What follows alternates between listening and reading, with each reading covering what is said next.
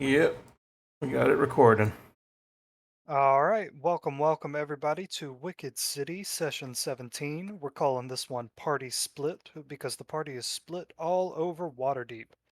In the last session, y'all did your interviews at the El Torchel Academy for Young Sorcerers, where you established your cover as undercover teachers. Blinken, you will be teaching guild arts. Schema Weirdbottle will be teaching bardic arts. Kirby will be teaching horticultural arts, or botanical arts, I think I called it. And Thorgren and Inchi together are going to be teaching magical self-defense as they pretend to be one person. Y'all introduced yourselves to everybody at the school. You got a feel for who Victoro Castellanter is. He is someone that believes that nobles have the right to rule because they are just better than everybody else, and that is a gift given to them through their bloodline. Um, the El Torchel Academy is full of snobs and things like that. Uh, and really uptight music teachers that only want you to play what's on the page and nothing more. While there, you also discovered Elzira Castellanter, who is the little girl that Huel saw in his visions. The visions that said if he killed her, then he would mess up all the Castellanter's plans to get to the Vault of Dragons. Y'all had a debate about whether or not you should actually kill her, ignore her, rescue her, do it that night, or wait a while until you figure out what's going on. But you also discovered that Elzira has something following her around, something that she refers to as her brother, something that talks to her, and something that when it moves makes the sound of chains dragging along wooden floors. That is a sound that you've heard once before, in the yawning portal, the night before Galanus died. That sound seemed to terrify him, but he didn't offer any explanation for it. And when you found Galanus's dead body, you found the claw marks of a fiend all around the room, and the imprint of a chain around his neck. You made your way back to your bar that you are getting started up, Troll Skull Manor, and y'all discussed what you were going to do next. Thorgren and Huel set out to go look at El Torchel Academy to try to get in at night, but it is barred from entry at night, even to teachers. You have to be inside the school before the doors lock. This is part of increased security all over the noble parts of the city. Trying to get in, you figured out that you might be able to bribe the Griffin Cavalry guard that guards the front door if you could get him his own personal baby Griffin. Y'all also thought about scoping out Castellanter Manor uh, and trying to see if you could get in there or figure out what's going on there. Blinken stayed behind with Schema Weirdbottle, and they speculated that the Castellanters perhaps made a deal with the salesman to offer up their firstborn son for financial stability. Their firstborn son, Ozymandias? No, that's not right. Osvalando died a few years ago, and right after that, the Castellanterns' fortunes got up, and they established a stranglehold on the city's economy. Schema or Inchi went to go see his family to talk to them about all the goings on there with the Castellanters trying to take their land. And when he got there, he found out that the Ruby Rabbits had beaten him to it and had radicalized his family against noble kind. We're going to pick back up in Trollskull Manor with Blinken, Aranax, Lith, and Schemo Weirdbottle. Schemo is looking through a few of his notes and drinking some of the rancid wine that y'all have. Lif is idly cleaning glass bottles and glasses and picking up little bits of debris here and there. Blinken, what are you doing? Well, first thing is since we kind of discovered the fact that maybe there's a connection with Hugh and this salesman, but obviously Mm-hmm. for my character, it's kind of speculation because he doesn't know that, right? So, um, Uh, well, what you do know that the salesman is weird, mysterious, and magical. He just kind of showed up one time where y'all were to try to offer Huel a deal. You know that he controls Little Inchy, the imp raven that follows y'all around, but has Yeah. been missing for the whole all day. You know, you can put two and two together. You don't have confirmation, but you have a pretty strong feeling. Right. Well, regardless, we're gonna need to talk to Huel about it anyway. See if he got um any sort of information on where exactly he would be, like when was the last time he would talk to him, all blah blah blah. So, probably Blinken first while thinking about it. He looks at Aranex and then back at Schemo and kind of clears his throat and asks, "Hey, do you know?" And I point at the dragon. Do you know that's kind of forbidden around here? So do you know a way to hide this big dragon if I need him around? Like, I know there's probably some magical property somewhere, but I don't know if you know any connections onto. Maybe I won't spend an arm and a leg to get something. He says, that's the thing. If you want some kind of permanent cover for him, it is going to cost you an arm and a leg. There are certain wizards in the city that could make protective charms that could change how he looks to other people. Uh, or you could find a wizard that could cast a disguise spell on him every day or every hour of every day, but that's a lot of work. Um, He says, it's not hard to do. You know, like we said, Lady Growlhound is an ancient red dragon, and she looks like a human every day. So it's not impossible. Uh, he says, I know a few old wizards. I think I know one of Elminster's old apprentices. I think we're not on good terms, but I think if you went there and didn't mention my name, and you paid him, a couple hundred gold pieces, he could make you a permanent charm. There's Hmm. also, an underground, illegal creatures thing here in the city. I've known people that smuggled out griffin eggs from the griffin cavalry and stuff like that, and they hide them as big pet birds or big salamanders or things like that. Okay. All right. Hmm. Because that could work too. I wonder. You could also make them invisible, but then you'd run the risk of him bumping into someone or something like that.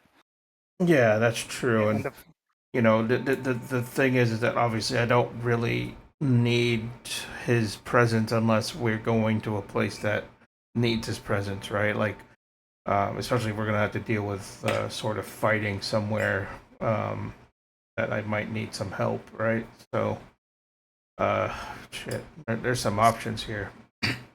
He says, "Yeah, but the bigger that thing gets, the more it's gonna eat. It's not gonna subsist on dead rats all day." And you Yeah, look over at Aaron X, and he's like just pawing at a dead rat. yeah, yeah. You're right. Hmm. Gonna have to bring him somewhere, kind of not in the city, probably like in the outskirts somewhere, and uh, maybe have him go get whatever food he needs out there. Hmm. There's Yeah, that's maybe. gonna be it because, well, I mean, like I said, we're gonna need him one way or another. So I mean, if anything, maybe I'll look into one of those options because probably the easier one is hopefully it's not as crazy as getting a couple hundred gold for like a disguise for the pet type thing, but um, I guess I could venture through there and see what we got. I mean, you know the locations of these people, I would assume. Yeah, yeah, I can figure that out. Elminster's apprentice has probably moved around. He did that a lot, but I can get that for you.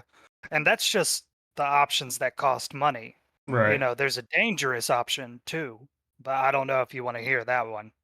Uh, I don't think right now, especially of how I think how important he is to this whole, vault situation. Oh, not dangerous for him, dangerous for you. Oh, oh He God. says, have you ever been by Dragonstaff Tower?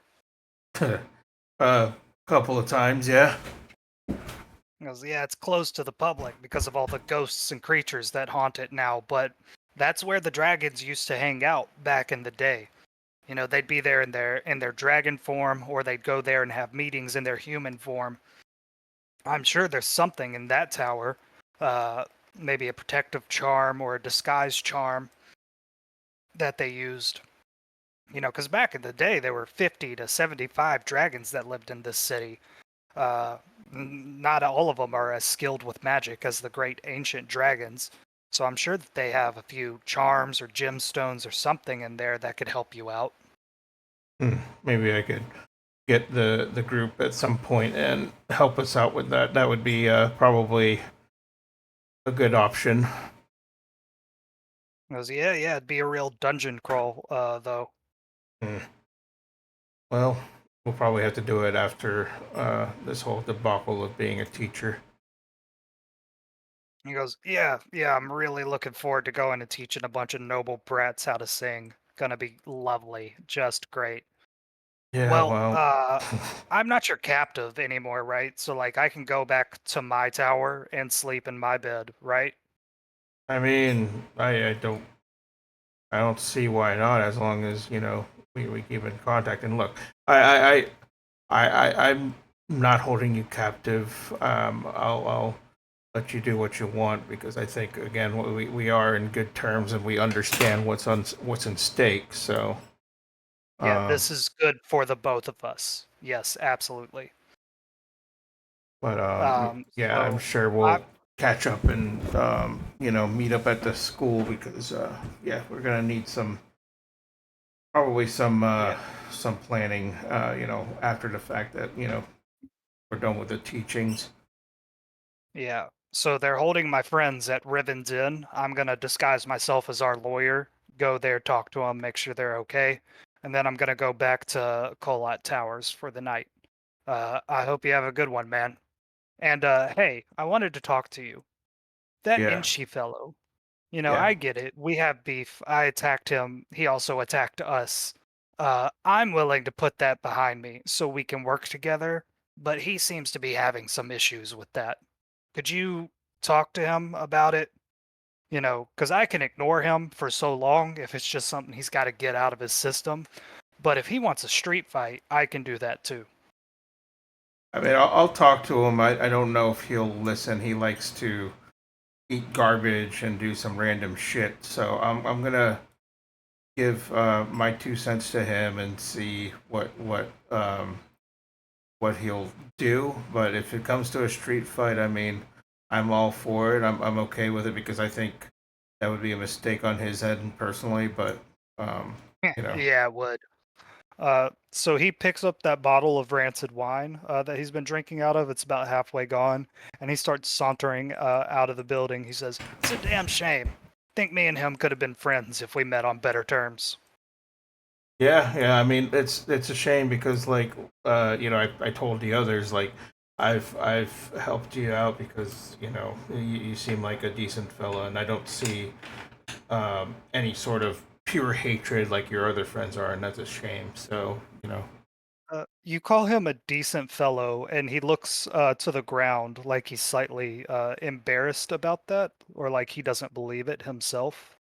And he says, "Yeah, yeah, thanks, Blinken. See ya. See ya, Aaron X. See ya, Liff."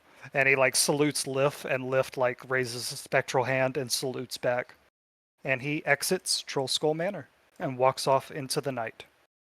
uh,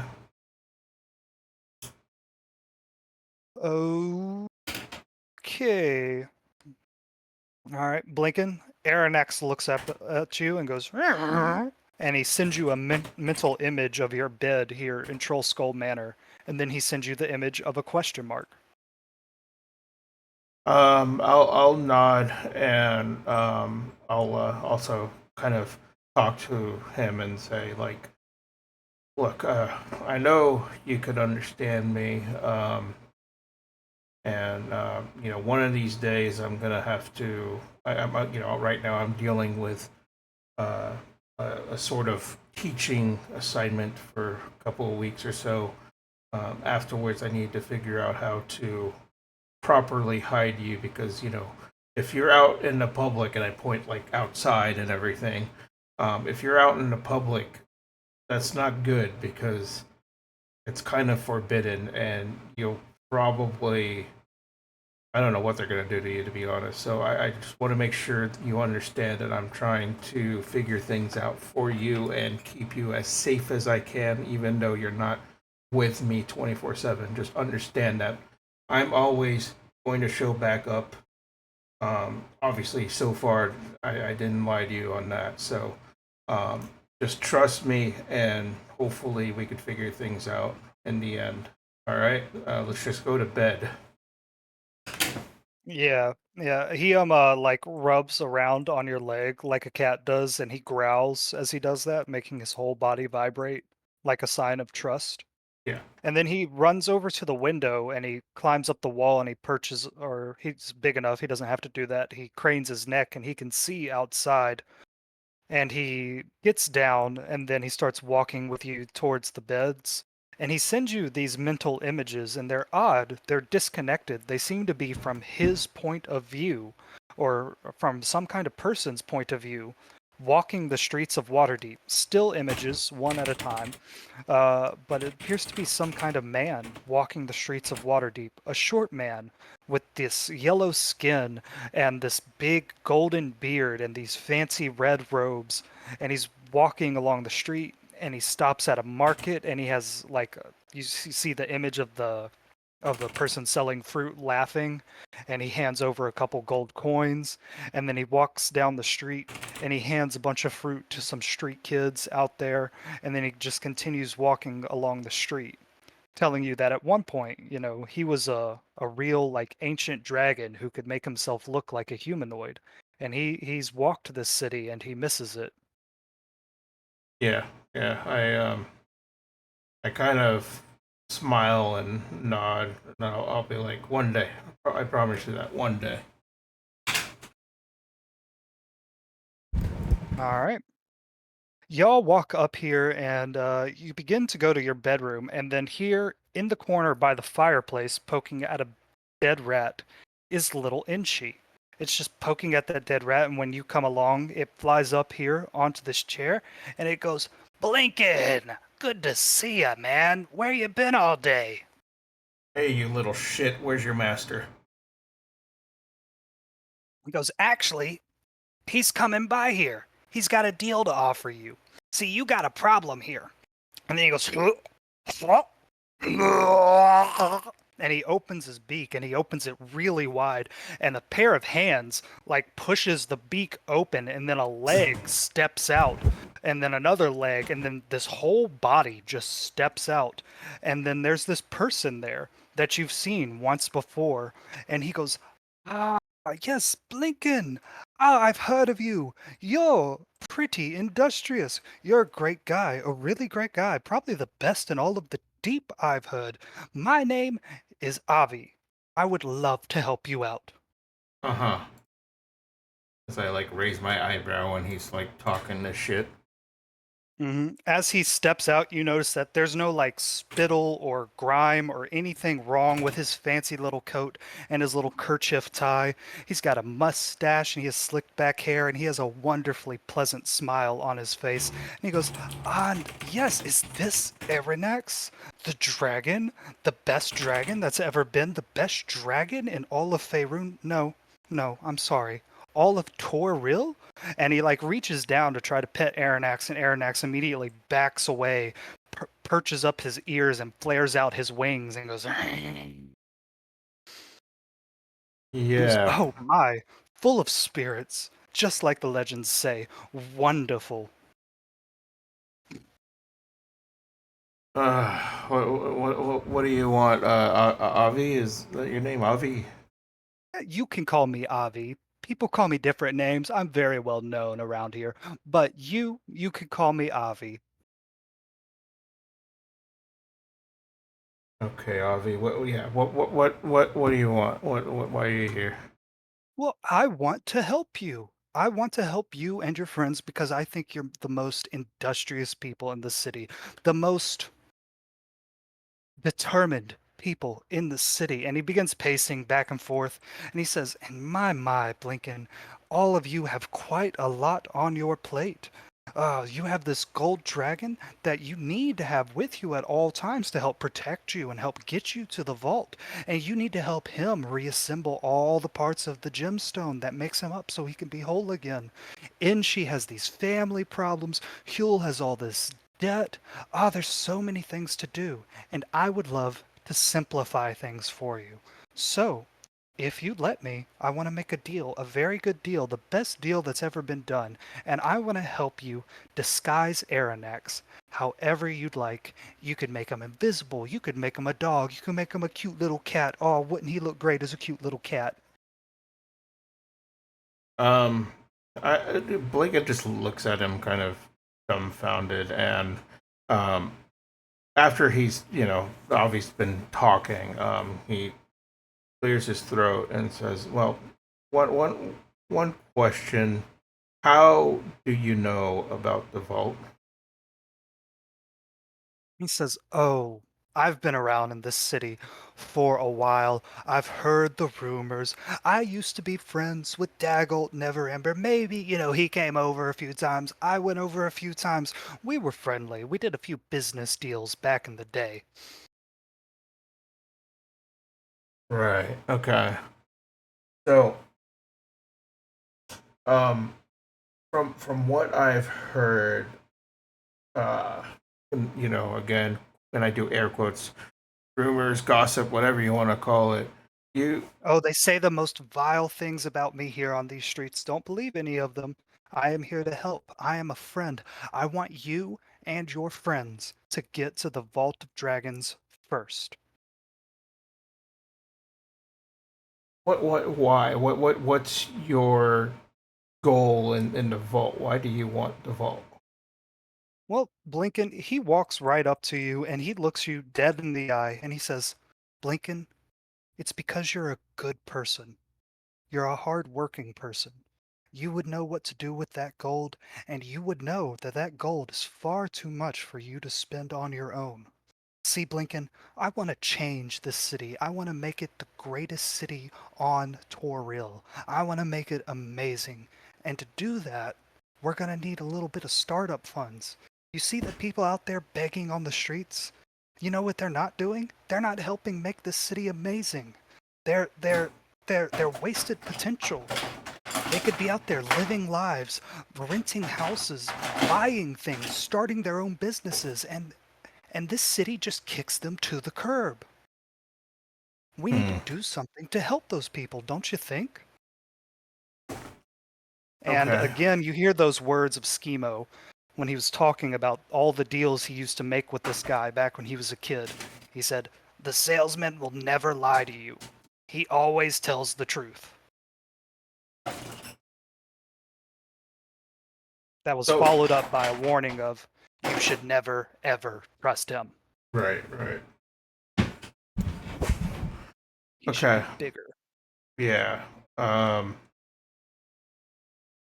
So Blinken soaks the information in, and he'll remember the warnings and stuff, and also the fact that the deals would often lead to something bad anyway, especially with what happened to Foggy, right? So, uh, Yes, yes, but that was a deal they made. yeah, They made a exactly. deal that one of them would die and the rest of them would get full health and full spell slots back. And he honored that deal. He took Froggy's soul and he gave them back all their HP and spell slots. And they were Right, able to defeat Manchun and Victoro.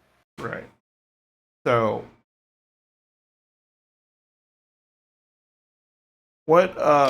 so Blinken thinks about it for a second, and um, and he looks back at this Avi character, and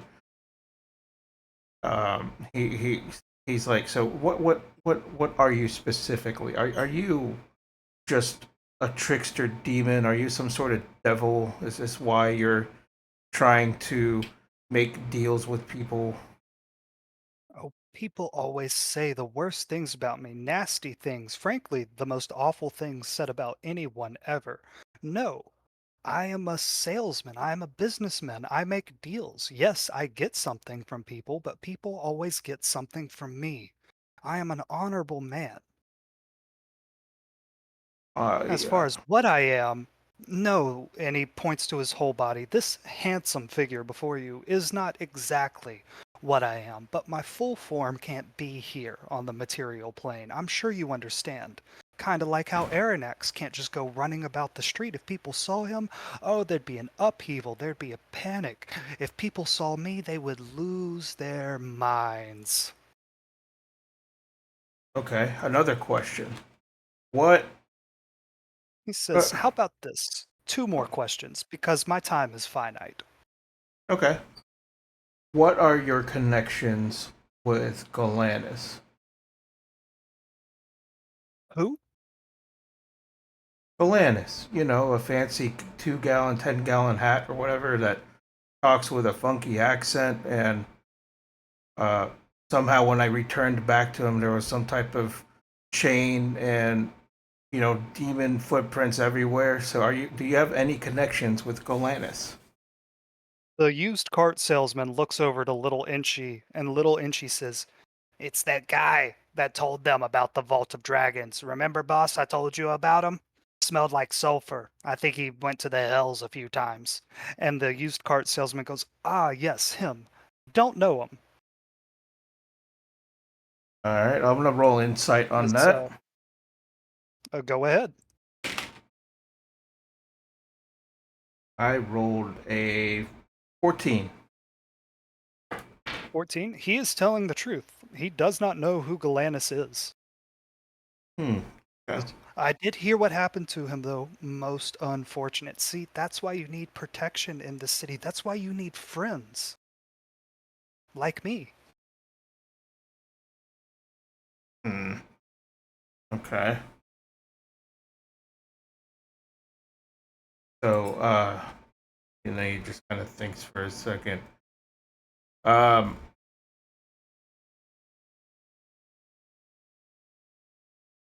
do, do, do, do, do. He says, there are humans that come in and out of all 9 layers of my domain all the time. And I don't know everyone that comes in and out. I don't know everyone in the city. I like to meet people face to face. And of course, there's only so many hours in a day. Yeah, I guess that's a fair point. It isn't like a one-way traffic thing. Um, Yes, yes, yes. And there are some nasty creatures where I come from. Pit fiends, ice fiends, chain devils. They just run around doing their own thing. So disorganized, so chaotic, I despise it. I really hate it. The world needs some order, some rules, so that everyone can flourish.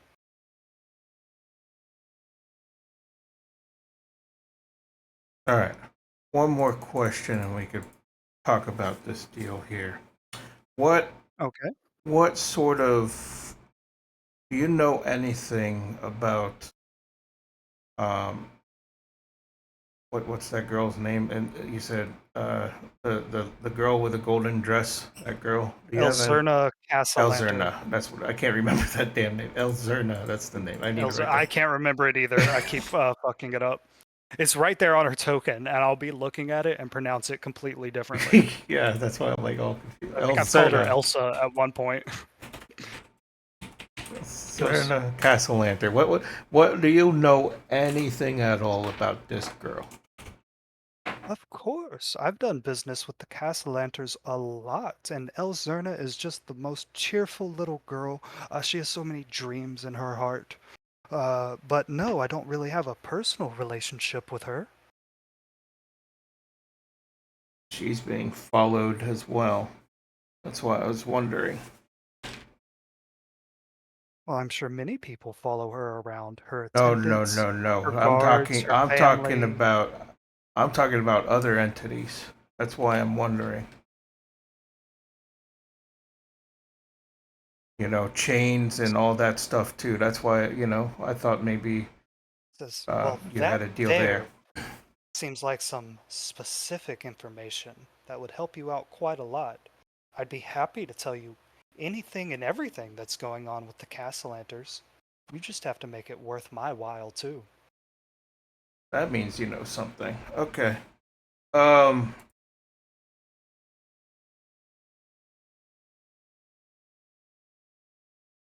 Okay, Blinken, we're going to go to the other people, Yeah. and then we'll come back to you. He is done with the freebie questions. He seems on a quest to make a deal with you. Okay. Yeah. Um. All right. Oh, when did Sean join? He said Uh. BRB. Yeah. He was in for a second. I guess he's probably Hmm. starting his computer or And, something. I don't know. and then Brax just told me BRB and him and Huel are together. That's who I was going to go to next. That's okay. That gives me time to actually load in a map that I should have loaded in a while ago.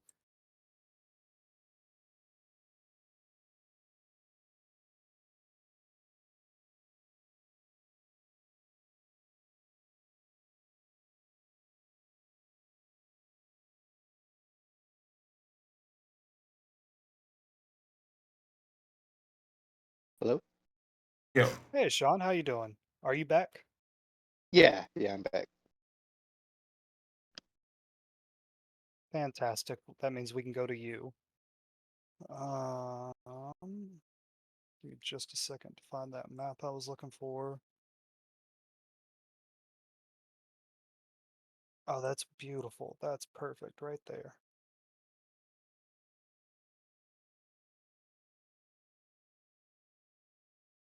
All right, Sean. So when we last left you, you were arriving to your village and you discovered that the ruby rabbits were there and they were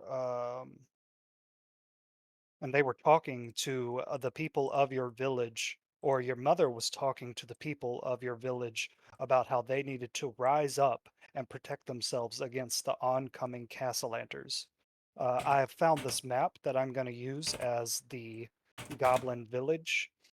This up here to the north is the Soup Hut. There are a few other buildings here, but mostly everybody lives in little ramshackle huts, or they live in tree houses and stuff in their nice little village life here. You are currently down here. There are members of your family all about, as well as many or a few members of the Ruby Rabbits all around. And then up here is your mother, who I've named Mama Inshi. Uh, and standing behind her is Throm, Stroker Cause, and Sinesh of Thresh. So your mother just finished speaking. She said, "We will not let these Castellanters, these nobles, come and take our village simply because of a piece of paper that was signed 200 years ago. It isn't right." And then the goblins of the village began clapping, and a few of the members of the Ruby Rabbits say, "Rise up, rabbits! Rise up, rabbits!" Inshi, you're down here. What do you do?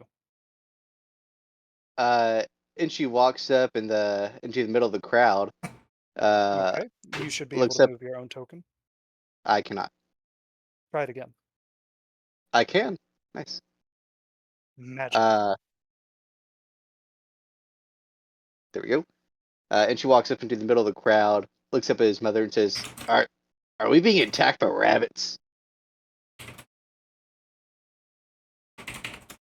And she goes, "Itchy, my little boy." And a couple of the goblins turn around, and they're different members of your family, and they're all ecstatic and happy to see you. These Ruby Rabbits tokens, they're not all rabbits. I just think it's fun if most of the Ruby Rabbits are different type of animal creatures. So, Yeah, sure. there's a tabaxi here, which is a cat person. There's a Aarakocra here. There's a rabbit person here. And she says, "Inchi, Inchi, come up here. Come meet all our new friends. They decided that they're going to help us with security in case those Castellanta bastards come here and try to steal everything from us." And she walks up to his mother, but then he narrows his eyes as he sees this She frog right here. she hugs you and kisses you on your cheeks and your forehead. And she goes, Baby boy, have you been getting enough to eat? I have some fresh soup for you. I'm still She said, mean she mugging that whispers, frog as it's my husband. it's rabbit stew. Don't say anything to these guys, okay? That's pretty funny. Yeah, I'm doing all right, Mom. I got some gold I was trying to deliver to you, but apparently I'm too late because the army of rabbits and frogs are here. He says, And well, yes, Itchy, it shouldn't be all on you to protect all of us. That's not fair of us to do. You got your whole life there in the city, and we have our own life here. You know, we decided to be proactive. This Throm Stroker, this turtle here, and Sinesh, they made some really good points about how we need to start taking our security very seriously, and they offered to help out. but that And frog attacked. Sinesh of Thresh did not attack you. He shook your hand, and you licked the goo on it of He your brought a own whole volition. he brought a whole army of frogs to the village last time I was here, and I kind of want to kick his ass. Sinesh steps forward and says, hey, man, hey, I didn't tell you to lick the goo, okay? Look, it's hallucinogenic, it's a paralytic. You're not supposed to ingest it, okay? It's a self defense thing. My body just does it. You don't have to jump me for licking something. I didn't jump you, man. I tried to catch you as you fell over. You were tripping. Okay, some people pay a lot of good money to lick my goo. That's gross. You shouldn't talk about that. He looks like he wants to say something smart, but then holds his tongue. And then this turtle right here steps forward, and when he steps forward, he shakes the ground with his weight.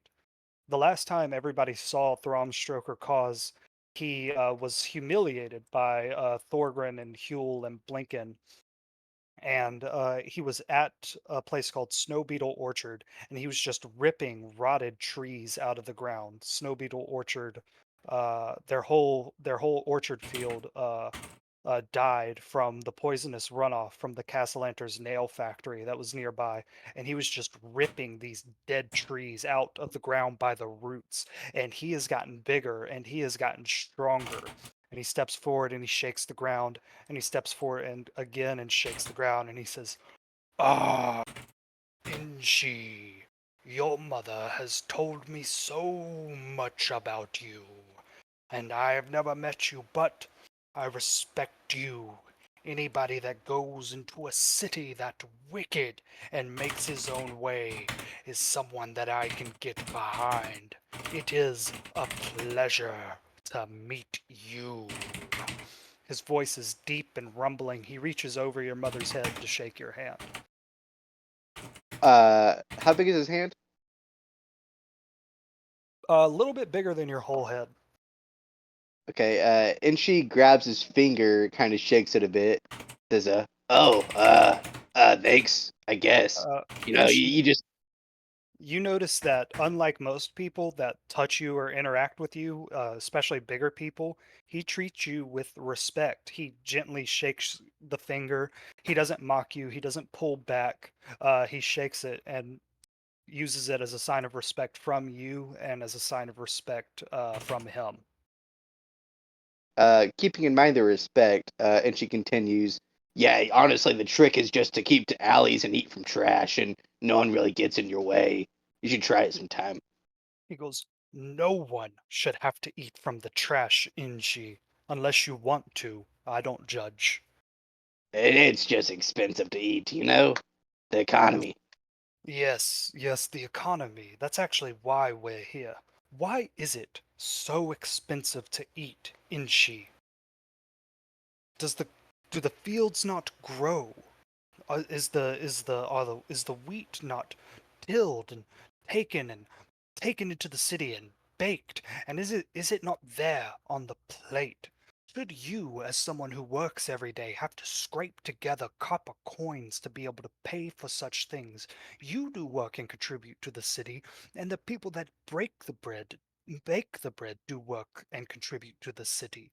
But you know why it costs so many coppers or silvers to get a decent meal? It's all about But profit. I can respect a good profit, but I miss being home because I can just go out to my backyard and find some grub. Now all the fancy Yes, folk in the city, they expect me to pay for every bread and crumb I want to get. yes, the world, this city in particular, but is a disease that's spreading all throughout Faerun. You used to be able to go out and just get your own food or even go talk to the farmer that grew your food. You had a personal relationship with them. You could do things for them, like do a few chores or even help prepare the meal yourself, and the camaraderie and the collaboration was all that was needed because we all recognize that we need to survive.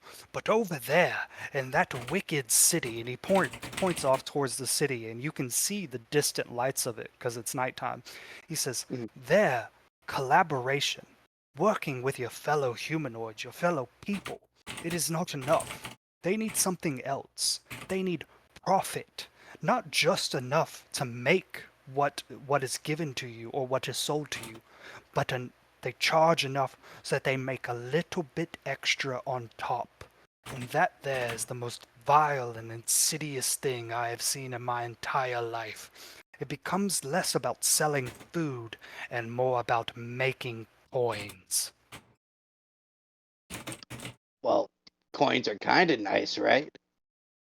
Coins are kind of nice. But I ask you, Inshi, the fancy meals that you can get at the best kitchens or even at some place like the Yawning Portal, it costs more than what it takes to make the thing.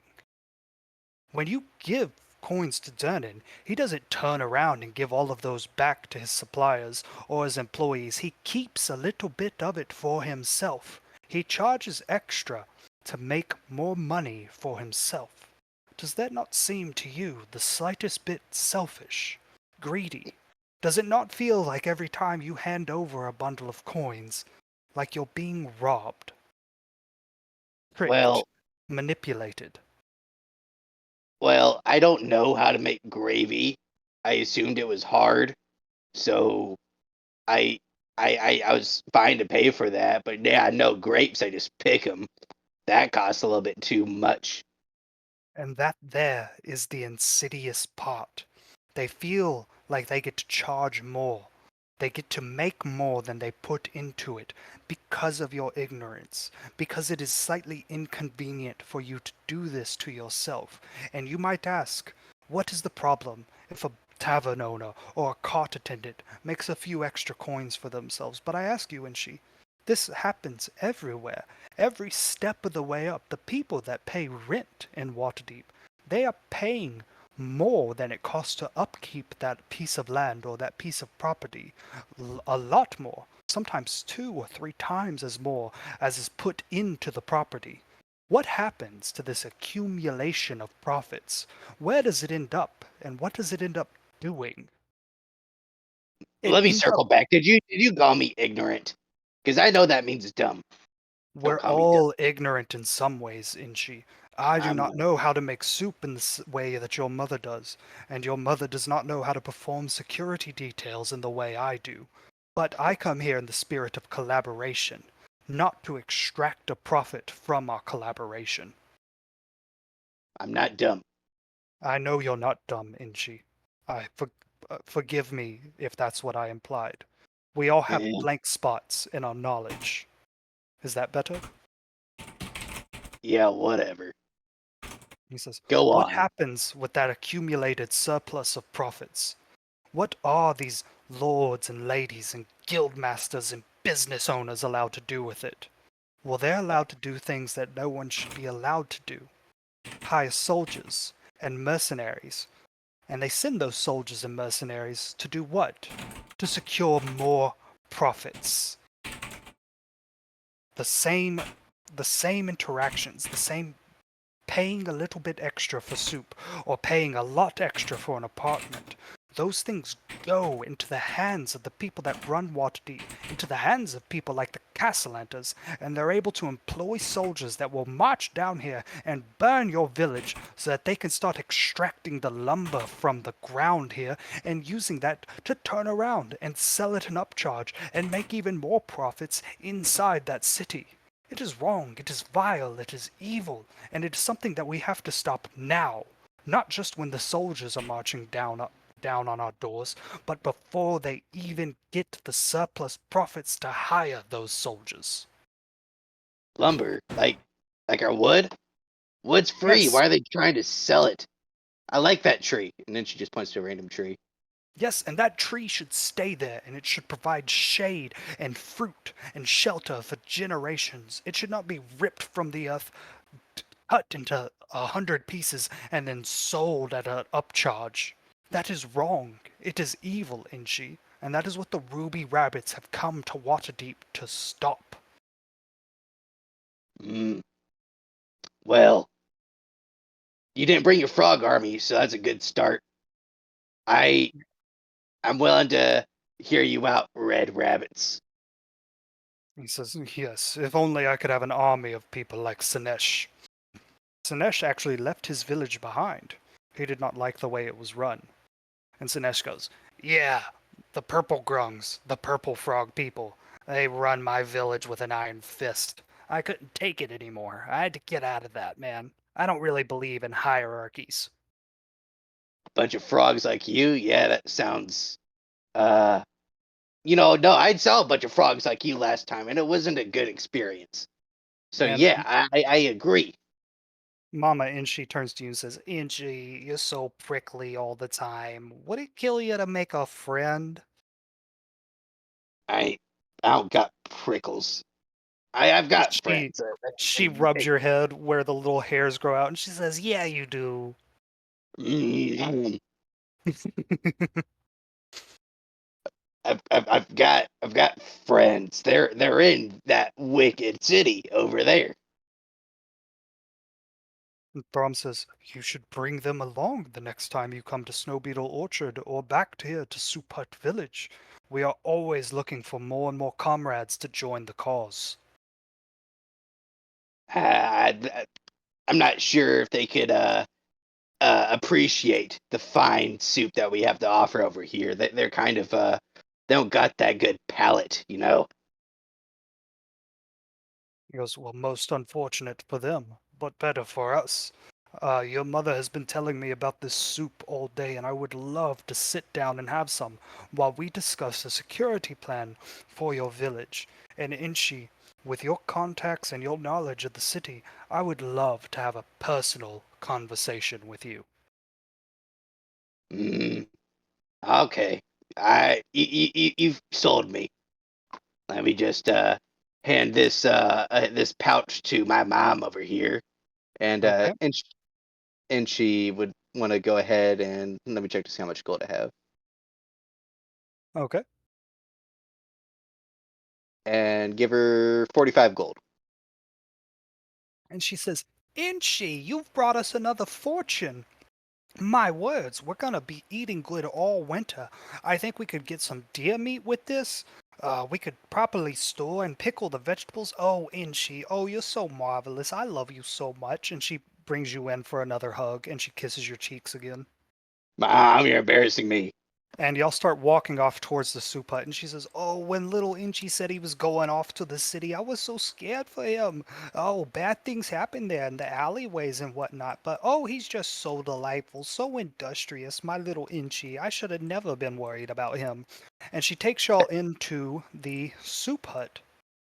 And Inchi, as y'all are walking towards the soup hut, you see one of the goblin children, this one right here, run past you, and he has like a silver coin in his hand, and he runs off behind the soup hut, and he says, "I got it! I got it! I got a silver coin!" And she bolts off after him. Hey, give me that. All right, Inchi, when you round the corner, you can see that there's a group of goblin children who are talking to little Inchi, the crow that follows y'all around. And that goblin kid is like rushing forward towards little Inchi. What do you do? And she grabs the kid and tries to snatch that coin. Who gave you permission to play with that? He says, my daddy had it hidden under his bed, but look, this little crow here, it says that if we do it, it'll give us some nice boots. Uh, and she looks over at the bird.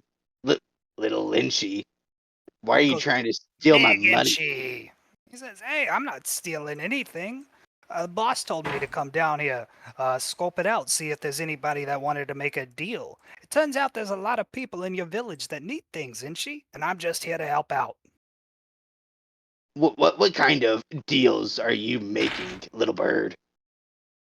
He says, well, why don't you come over here? Or, God, I gave him the accent too. Well, why don't you come over here and I'll show you? And Hmm. his beak opens, and that like clawed red three-fingered hand reaches out for a handshake, or not a But handshake, but it has it like open, like come here. but what? Hey, put that hand back. Just tell me what deals you're making. It says not in front of the kids, and she. What I got to talk to you about is adult business. But you're making deals with these kids, and I don't really like you talking to the kids of my village alone. That's kind of weird, little Angie. That's less deal making and more selling. You know, I gave him some fresh vegetables earlier for a couple copper pieces, and now a silver piece, and I'll be able to get him 3 pairs of boots. What's wrong with that? Mm, that does sound like a decent deal. That's all I aim to do. Here, Like come I here. don't There's I someone I don't want want you to meet. I don't want to shake that hand thing. Can we just go to a private corner and talk? He says, fine, fine. And he flies up here to this little ledge. He says, come up here. The boss is actually right over here. And she like struggles to climb up this cliff for a minute. Athletics check. DC 10. I appreciate it.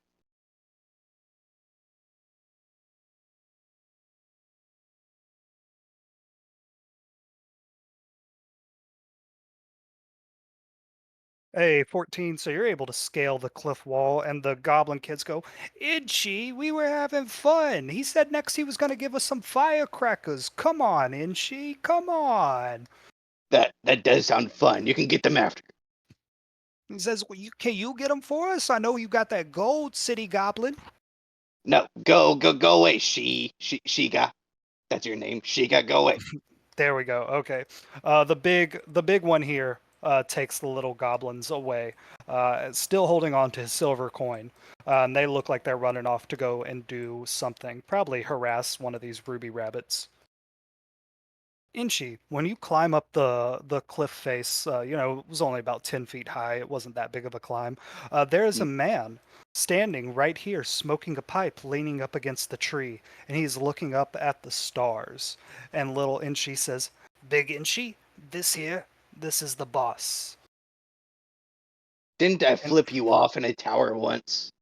and the man smoking the pipe looks at you, Inchi, and says, "Oh yeah, about that." And he does a big puff of smoke and it envelops his whole body. And when the smoke dissipates, he looks like that goblin that talked to you in Colat Towers. He says, yes, I feel like we didn't get off on the right foot last time. Inchi, my name is Avi, and I'm here to help. And he reaches out his hand for a handshake. Uh, and she eyes him up and down suspiciously. You tried to make me give you gold.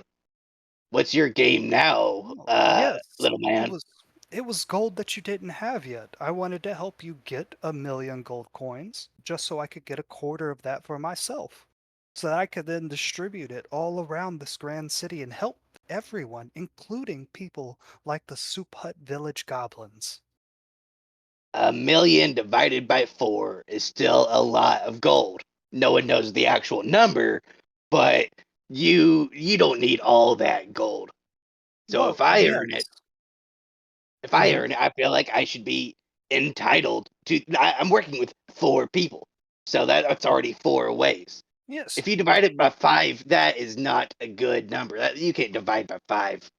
1,000,000 divided by 5 is still a very big number, my friend. I don't believe you. He said it would be just 200,000 gold pieces.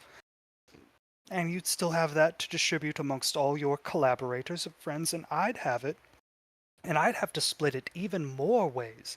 Over 1 million people live in that city, and I want to give each of them a piece of it. Why do you owe that many people money? I don't owe them that much money, and I want to give them that money to help them out, help them lift themselves up by their bootstrap, just get a little bit started. You know, everybody needs a little bit of startup gold. You know what I'm saying? I mean, that sounds like you're pampering to a bunch of whiners. They could earn their gold like I do. He goes, "Oh, Inshi, where's your heart? It's a lot easier to make gold if you're already on solid ground. You know, if you're struggling to even eat, how are you going to start a business? You know, how are you going to provide for a family when you can barely provide for yourself? A little bit of startup gold, and my, that whole city out there could be full of people making their own way in the world, just like you. If you've been making good gold, but here you are still working hard, right?" Well, I thought that was just life. He goes, "Yes, it's a new way of life. You know, Toril, Faerun, Waterdeep, it hasn't always been this way, but things are changing, and people need a little bit of help, knowing that there's a new deal here in town." But you're gonna use my gold to do it, and I don't wanna. Well, if I helped you, if I was a collaborator, it wouldn't be your gold, it would be our gold. Your portion and my portion. And Look, remember, I didn't say I wanted a quarter of everything from the Vault of Dragons. I just wanted a quarter of your share of the Vault of Dragons. look. Four's a party, five's a crowd. I'm already trying to kick the schemo guy out of it. I don't need you tagging along. He goes, "I could help with that. I could help with anything. If you don't like these ruby rabbits, these ruffians coming in trying to change everything that I'm trying to start up here, I could get rid of them. I could go to the Castellanters and I could tell them to ignore this little part of their forest.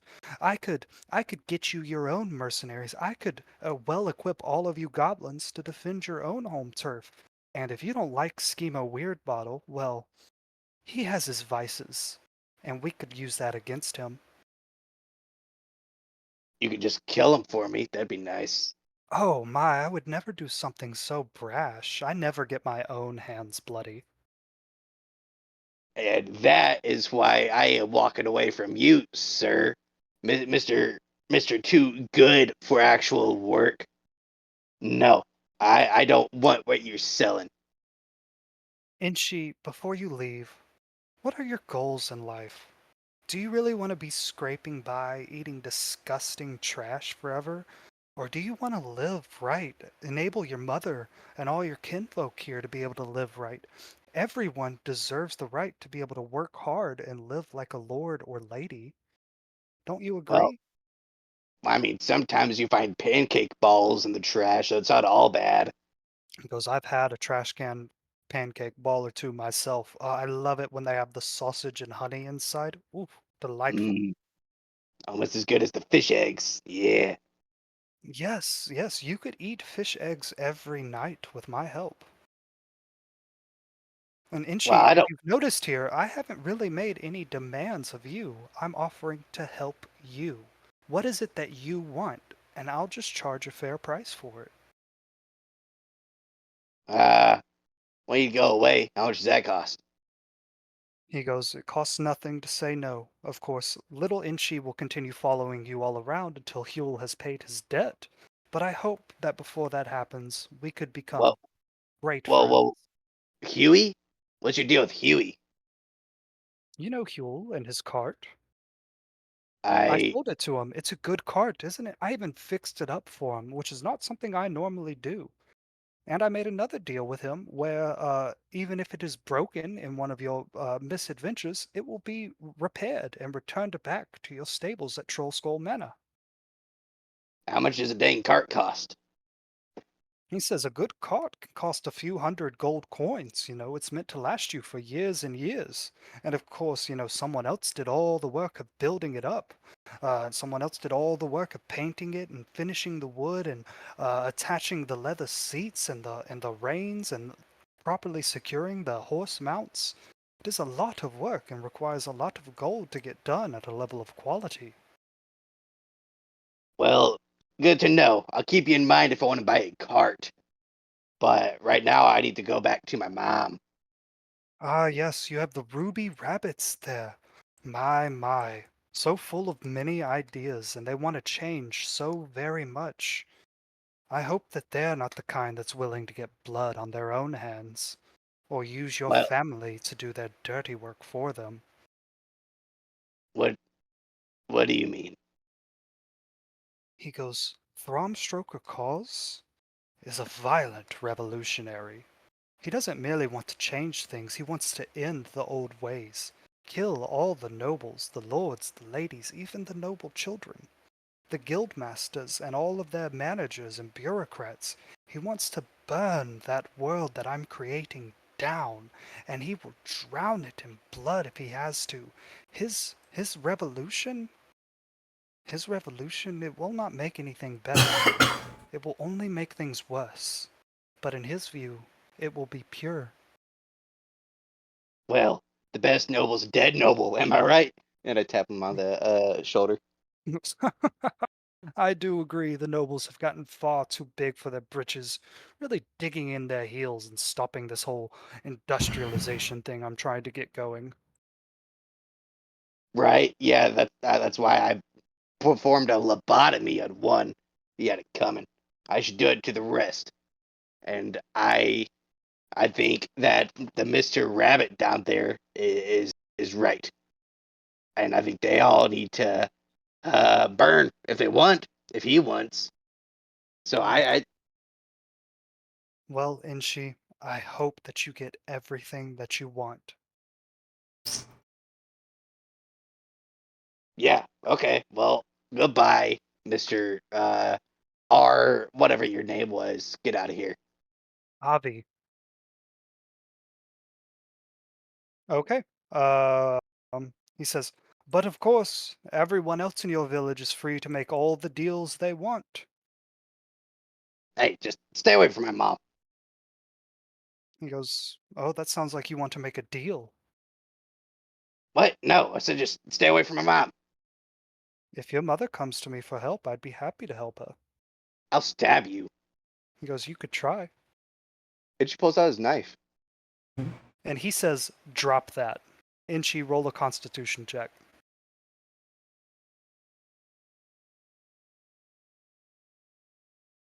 You drop the knife instantly before you even think about it. Huh? And she pulls out his second knife. He says, that one as well. Drop it. Roll a constitution check. 13. Before you can even think about what he said, you drop the knife. Stop doing that. He goes, I will not tolerate violence against this form that I'm in. Well, don't threaten my mom. I'm threatening to help your mother. No, you're threatening to touch her. Not I touch would her. No, do. no. I'm sorry. No. I'm sorry. You got me mad. I'm all riled up. I'm not thinking properly. Yes, that temper of yours. My, I hope it doesn't get you in trouble one of these days. And don't belittle me. Says he can't resist. A little smile comes on his face. He says, but you're already so little. Hey, that's not okay. He says, fine, I'll give you peace for tonight. You can go back to your village. It's very quaint, very handmade. And he says, Mr. Snaggleflackablas, and little Inchi perches on his shoulder, and they walk off into the forest. Handmade. It's all everything's handmade, dumbass. And she crawls back down this cliff. All right, Brax and Huel, are y'all here? Oh yeah, I'm here. Brax? Oh, by the way, Inchi's mother's name is Alcy. Alcy, Yeah, send that to me in Discord, and I will change her thing appreciate it. for the next game. There you Perfect. He might have. It's been a while. I feel bad about that. He's muted. Brax.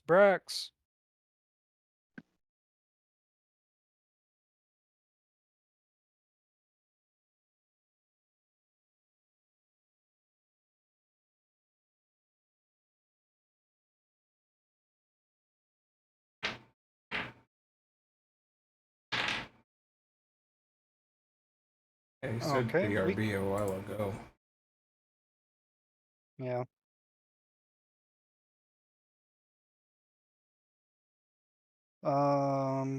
Well, okay, we can continue on with just Huel until he gets back.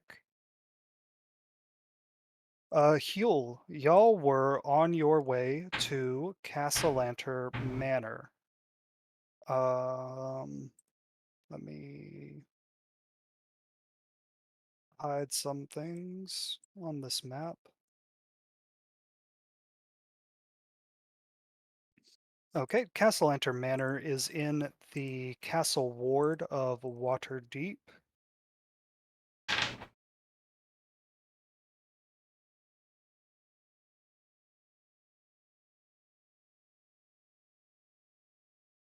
So y'all are able, it's close by to where y'all were at, oh shit, at El Torchel Academy.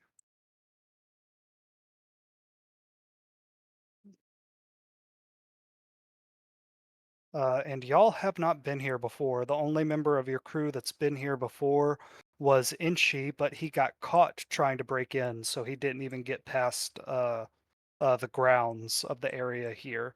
Let's see. I think at one point, somewhere in this chat, Galanis had a sketch of the ground floor. Let me see if I can find that.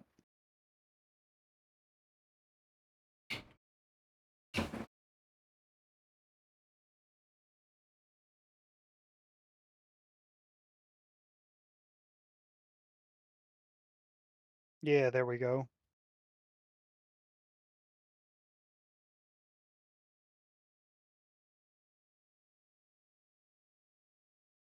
So Galanis had mentioned that he was able to infiltrate the villa and pretend to be a guard for a little bit. Rax sent me a message. He said he'll be back soon.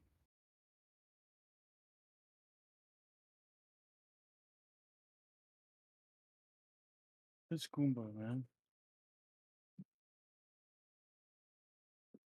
Mm.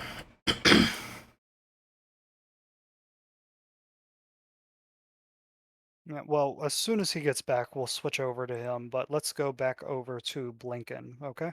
Sorry, Kirby. Yeah. All right. So, Blinken, you are in Troll Skull Manor. You are talking to the used cart salesman who has said his name is Avi. Little Inchi is here, and so is Aranax, and they're just kind of circling around each other, flaring up their wings, trying to say, like, come on, man, come on, do something, do something, do something. And the used cart salesman is looking at them slightly bemused, and he pulls out a pipe and he says, Blinken, do you mind if I And smoke in here? yeah, and like it just kind of nods and says, "Go ahead." He says, it's a bit stuffy in here. Would you mind opening up that window and I'll get this fireplace going and we can have a nice chat? Okay, I'll open up the window. All right. So you open up the window and he strikes a match as you turn away from him to light his pipe. You open up the window and you turn around and he is still lighting his pipe, but in the fireplace is a roaring fire. You didn't have any fresh wood or logs in there. You hadn't even got to really cleaning it out yet.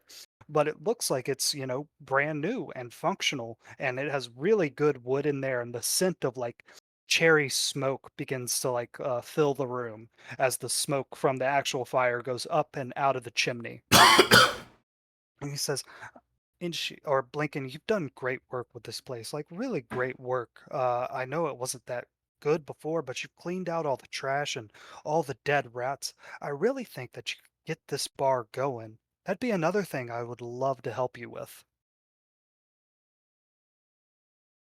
So with all this, and Lincoln is just kind of thinking out loud and talking to him, obviously. So with all these deals, what do you want? Like, let's say if you do help me with this dragon situation, for example, what would you want in return? That's what I want to know. Well, Blinken, if I help you get something that you really need, something like disguising Aranex or giving you information that could lead you directly to the Vault of Dragons. Not saying that I have that, but I could find that. I know a few guys. I would simply want a part of your share of it. But if I help your whole group, I would like a part of the total share of the Vault of Dragons. And of course, if you just need something little here or there, I'm sure we could get started on a payment plan or something like that, similar to what I did with Huel and his cart. Hmm. Lincoln paces back and forth. Um, So all it is really is that you're just looking for gold and for what the good for the city. Yes, to help the little people of the city. He says, I'm sure you've seen it, Blinken. The people that live in squalor, the people that live in ramshackle huts that only cost a copper coin a night. Everyone deserves to live better than that. Everyone deserves to live in a tower filled with gold if they're willing to work hard enough for it. And the thing I've noticed is people at the top, they don't tend to work that hard, but it's the people at the bottom that have that bootstrap mentality that I really respect so very much.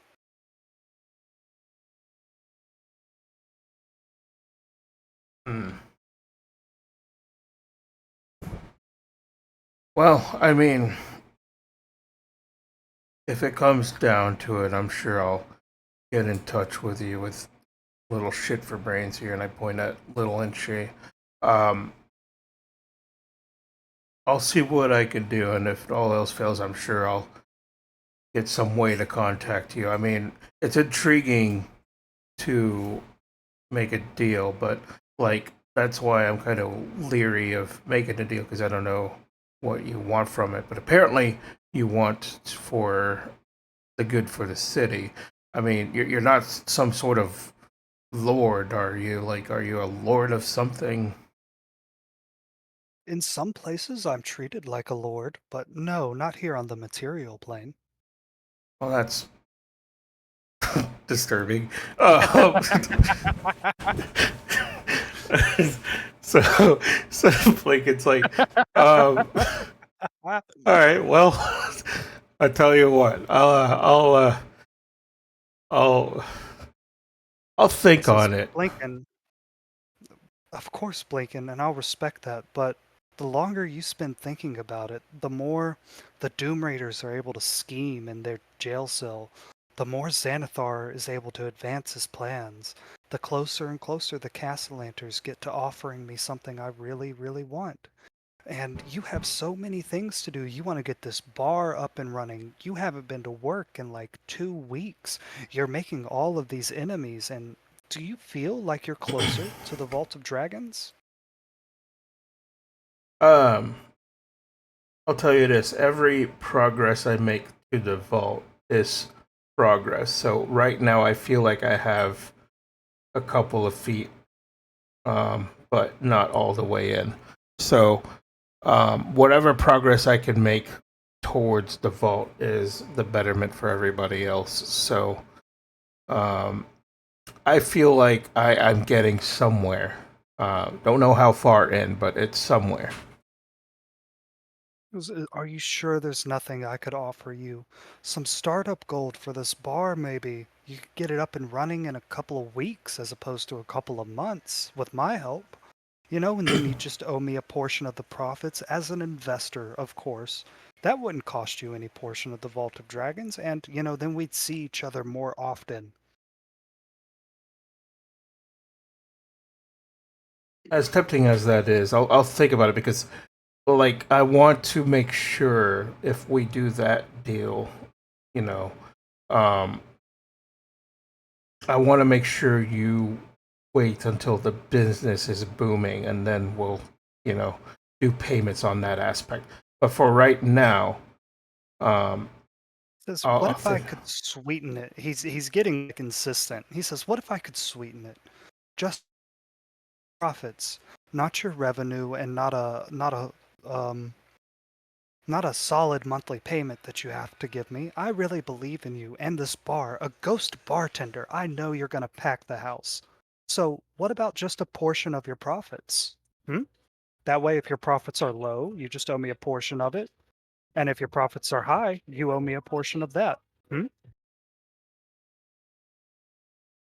Um, as tempting as that is, again, I'll have to think about it because that is a nice offer. But I'll sleep on it and I'll let you know. It is kind of late. He goes, yes, yes, of course. That's, and he like scrunches up his face like he really, really wanted to make some kind of deal with you. He says, of course, but I'm not one to be an improper guest, so I will leave. And he takes a big old puff of his pipe and he goes over to the fireplace and he blows out the cherry of tobacco that's in it and he puts it back in his pocket. And he says, Little Inchi, and he claps twice. And little Inchi comes back over to the chair and opens his mouth wide. And you see Avi the salesman put one foot into his beak and it opens wider and wider. And he puts the rest of his body in there and then he closes the beak with his hands. And as he does that, the fire stops and all the wood that was in it disappears. Okay. And I look at Aranex at once he disappears, and I just kind of shake my head, like, well, who the fuck is that? Some weird, you know, lord of hell. just trying to ponder what the fuck that was, and then tell Aranex, well, looks like it's time for bed, buddy. And little Inchi lets out a loud burp. Okay. Let us go back to, or go to Huel and Brax, because Brax is back. Yeah, sorry about that. Oh, it's all okay, my man. Controlled by all players. Controlled by all players. Fantastic. So y'all are here on the outside of Castellanter Villa. You've never been inside here before, so you don't know what it really looks like. But looking over the walls, you can see that they have a bunch of very fancy, very old trees. Back here a ways, there is some kind of potted plant garden that they have. There is the main building, which is right here. And then you can tell from Galannis's notes that is a carriage house back here and a guest house over here. Brax, if you look in the Wicked Yep. City chat, you can see Galannis's notes from the time that he was a security guard here. Okay, what would y'all like to do? It's about, I'm going to say, probably 11 p.m. at night. You're in the castle ward.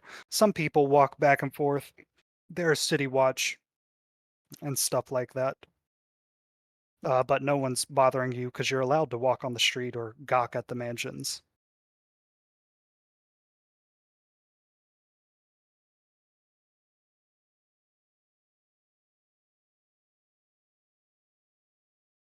Heal.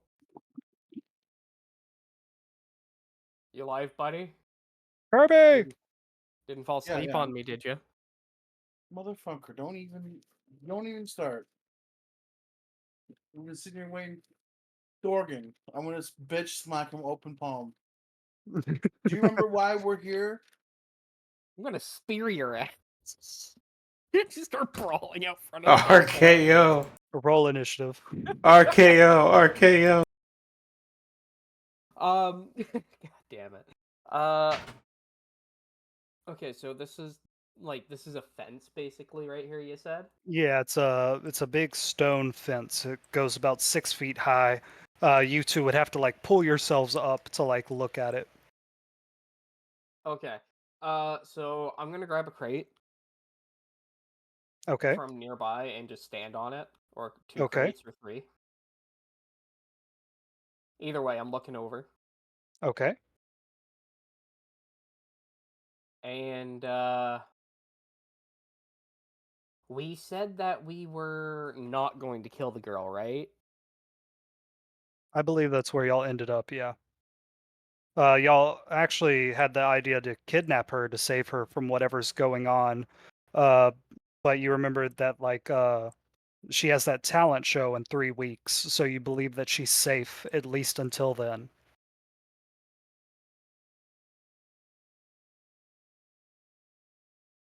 Because even Victoro Castellanter was insistent that she play at that talent show. Okay. So I have an idea. Heal. Alright. So what if we kidnap her early, right? I know she might be safe till then, but if we kidnap her early, then we can also use her in the mine to help dig out towards the winery. Using a child for slave labor. It's not slave labor. Slavery would imply she's there against her will, and we wouldn't let her go. We would let her go after the talent show. But till then, she's working off her protection fee, which we will disclose after we, rescue her. And tell her that all she has to do is mine as far as she can, as fast as she can, with food and water breaks, obviously, because we're not monsters. And we will consider it an even deal, and we will keep her safe in the process. And the further she digs, the safer she is, too, because who the fuck would expect her to be underground?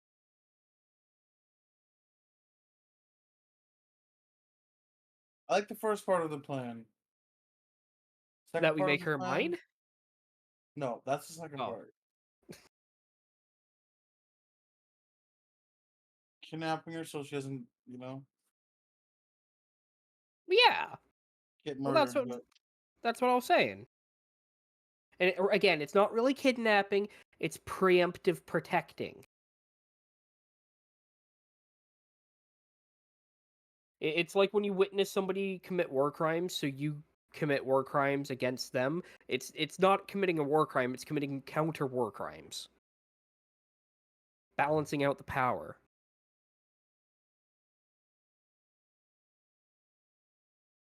let's see. Yeah. I'm looking at him as Yeah. he's standing on the crate over. Like, maybe we should come back with Blinky and Oninchi, like, have an easier time kidnapping her. If just us two, Yeah, that might be a good. good idea as I start climbing over. Yeah, maybe we should wait for them left leg over. Getting them would be a good idea. It'd make this go by faster. My right leg's now over. Son of a bitch. She's in a You tough know, they will spot now, too. 100% agree to this plan as I'm letting go of the wall dunk. Yeah, he like looks to the left, looks to the right, make sure no one's looking, and he hops over.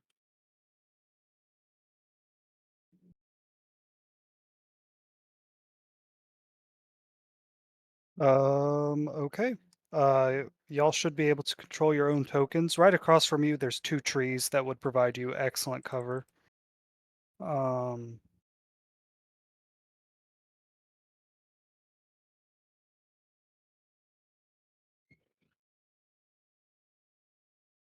why can't I find any of the... Okay, there we go. Sorry, I'm trying to find some guard tokens. Yep.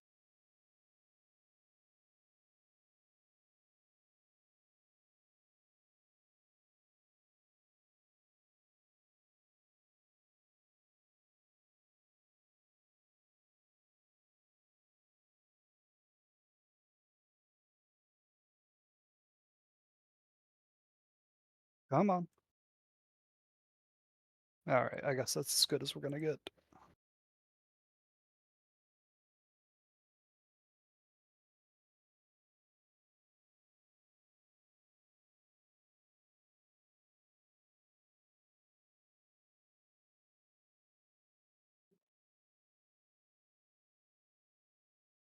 Okay, so y'all hop over this fence here. You're behind these two trees, so you're covered right now. You're in the shade, and it's also late at night. Looking through, you can see that the windows out of Castellanter Villa are lit. There are torches or candles or magical globes inside that light it. What would y'all like to do? Okay, so what's the plan? How are you gonna jump over the fence and then ask me what's the plan? I said, ah, Okay, so here's the plan. let's hear it. I'm just gonna start, like, I'm gonna get up against the wall, start making my way to the right.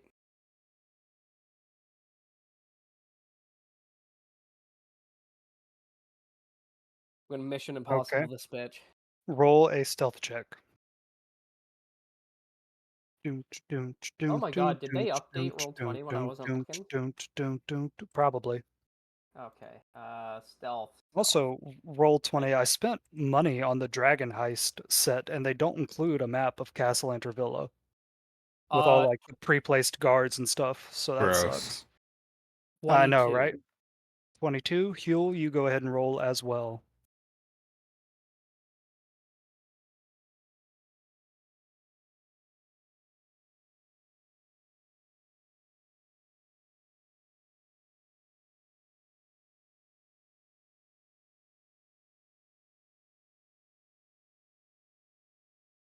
Oh boy. Yeah.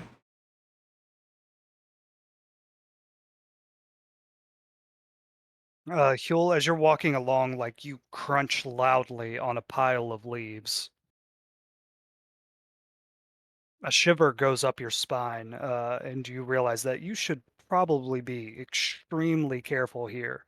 Because when Inchi got caught breaking into Castellanter Villa, he was in jail for about 3 months and had to do hard physical labor.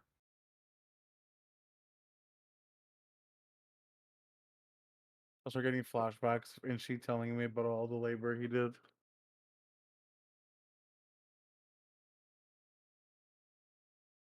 Flashback just consists of it sucked. Don't go back there. I implore You want to get locked up, man? And then there's me just like tiptoeing. Just stepping on branches and everything, just no sound. Okay, where do y'all want to go? Let me reveal part of the wall, I guess.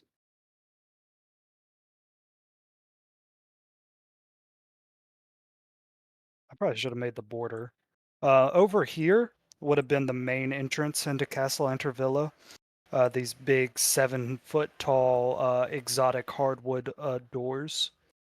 But y'all are being stealthy. Hush, we're being sneaky breaky. Don't be suspicious. Don't be suspicious.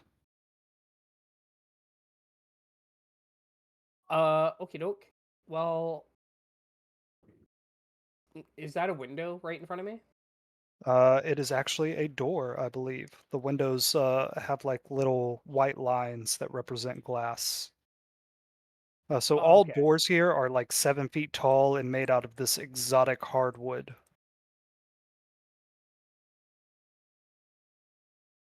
Okay, 1 second. I'm making a note in my journal to come back and steal the doors.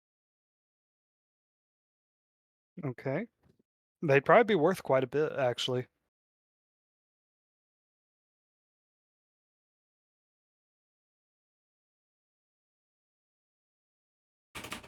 No, I'm stealing them for the bar. Oh, nice. They would make your bar look very fancy indeed. Okay. So, Gonna pull the barrel over. Wait, does the door have like an open spot near the top? You can look in, or No, but there's light shining out from underneath. There's like a half-inch gap.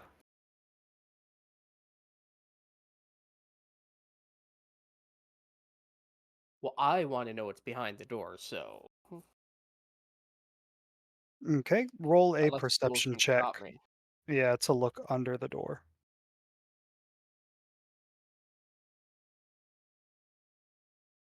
Perception of 12. Very nice. Very, very nice. So as you look under the door, your face has to get really close to this dirt path that you're on. And it's a little bit muddy because it rained recently. And as you look under the door, you see like more mud inside. And you see discarded pairs of shoes. And you see a couple of crates. You know that fancy people have something called a mud room. A room that separates the outside of the house from the the outside from the inside. You're supposed to come in here, take off your muddy boots so that you don't track them in to the rest of the house. And you can't see the entire room because of your perspective, but you can see that there's a pair of feet right here, and they're uh, going up and down like someone's tapping their foot. And they're wearing basic leather boots with some armor on top of them. There appears to be a guard in this room.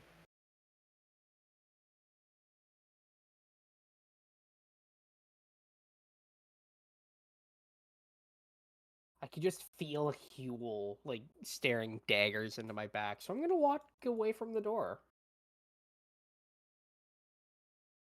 Uh, Right he knows I'm here, gonna open it. there's a window.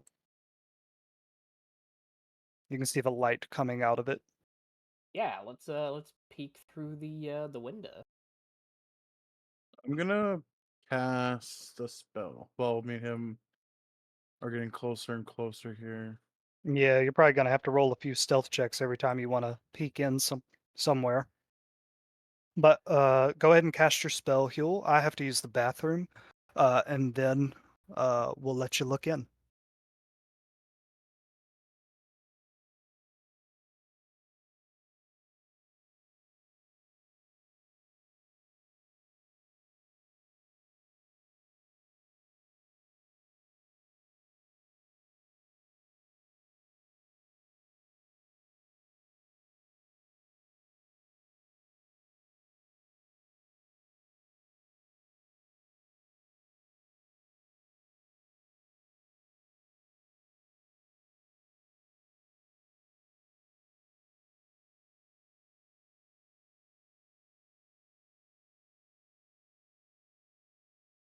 Oh, okay. I mean that's a pretty good spell.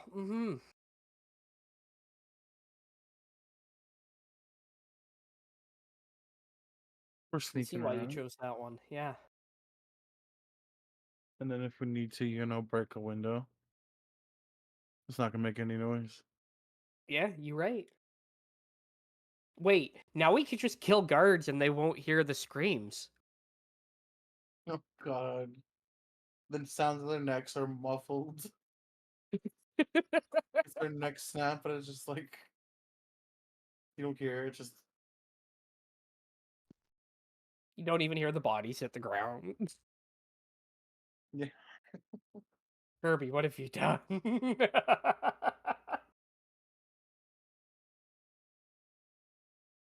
I'm sure it's not, but I hope the deafened condition doesn't apply to you guys. I'm reading through it and We it will, says, Oh, yeah, we will be as okay, long as because like if we we're in see it. them before they enter the 20-foot sphere, we're safe. that's fair. I That's was fair. But gonna if put we it just like on like the where we are, the area, right? So like probably the point would be like you or the glass window in front of you. do just cast it on my axe. Cast on your ass. Sorry. Hey. Yeah, my axe is no silent. So My axe is silent but deadly. what does it say? uh, On a what does point it? I choose within range, any creature. Oh, enemy inside the sphere is okay. It doesn't say. I thought I meant I could do it on a creature or an object. Yeah, that's why I was curious. Is any creature inside? Okay. I don't Maybe think you the guys can sphere sign moves to each either. other. No, I don't think it does I either. think it's even if I did put it on you, it'd be like a sphere at the spot I placed it. Yeah. So 20 We feet would have from to you. like enchant. We'd have to enchant an item with silence to do that. I think, or at least that's how I would do it. Sleight of hand some sign language while y'all are in the sphere. Yeah, do like that army like they like point at their eyeballs and then they like do that they point at the two guards and Okay, I'm Yeah. back. doing all the like the symbols. All right, I'll say that this gives you advantage checks on just peeking, especially through like windows and stuff. But if you do something that would draw visual attention to you, that advantage would go away. Okay. Yeah, 100%. Okie dokie. Um, I don't believe silence moves with you, but it is 120 feet. So let's go ahead and measure that in case it comes up. No, Well, I think that's the casting range. he can It says cast a it up 20 to 120 feet. Yeah, it's 20 Oh, foot okay. sphere. So I'm putting like the 20-foot sphere spear. Okay. in like our vicinity from Thorgan, like that window. Okay. So from Yeah, or even like I wherever. don't think this map is scaled properly, but yeah, okay, you have silence around you. I'll fix that scaling. I really meant to make this map beforehand, but I've been busy. Okay. It doesn't measure in 5 because it isn't 5 No, feet like a it cube. it should, but it's not scaled right in roll 20. Like you could see this right here, this should be like 5 feet, and it's coming up to like 3 feet. Oh, I gotcha. Yeah, because I just threw the map image down. I didn't do the scaling that I normally do. But it says 1 square, right? Like the like 5 foot's a square. Yeah, but that's roll But 20's grid. yeah, This map yeah. is just an Okay. image that I placed on there. I should scale it up, and I will I do see. that next time. I also didn't expect y'all to actually go in there. I thought you would get scared. Nothing scares me except for mind flayers and beholders, spiders, Borgren, it's interesting that you say that because you look in and there's 3 mindful. No, no, there's not. and pants are shit. You peek into what appears to be some kind of reading room. This reading nook has the following features. Light pours into this room from the 4 tall bay windows that look out to the butterfly garden, which is these series of plants and such right here. There's no butterflies right now because it's nighttime. The furnishings are a luxurious armchair and a small side table where an empty wine glass sits atop a small book. A door in the northern wall has a butterfly-shaped stained glass peephole.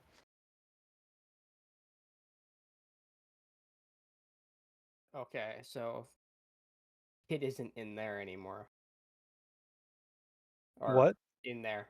We're looking for the kid, right? That's what we were looking for. We're looking for the kid.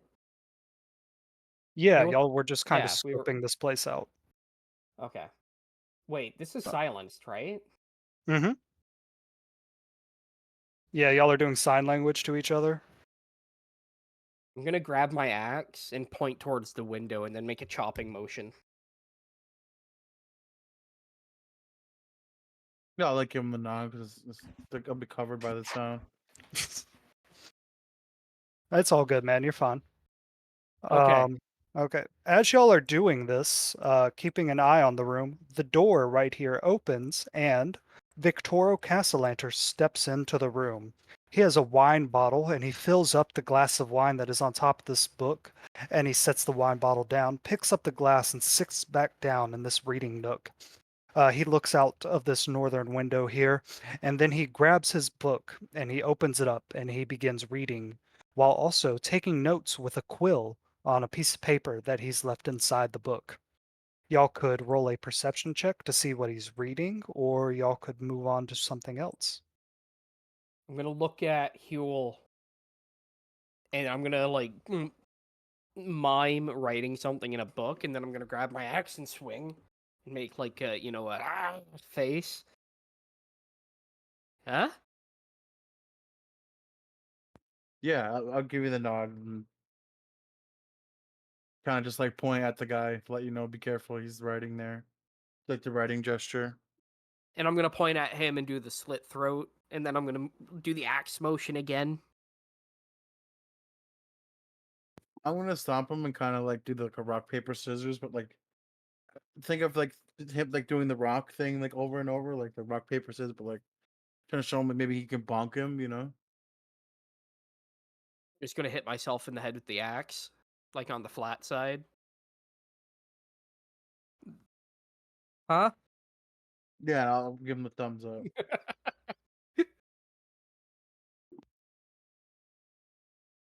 Uh,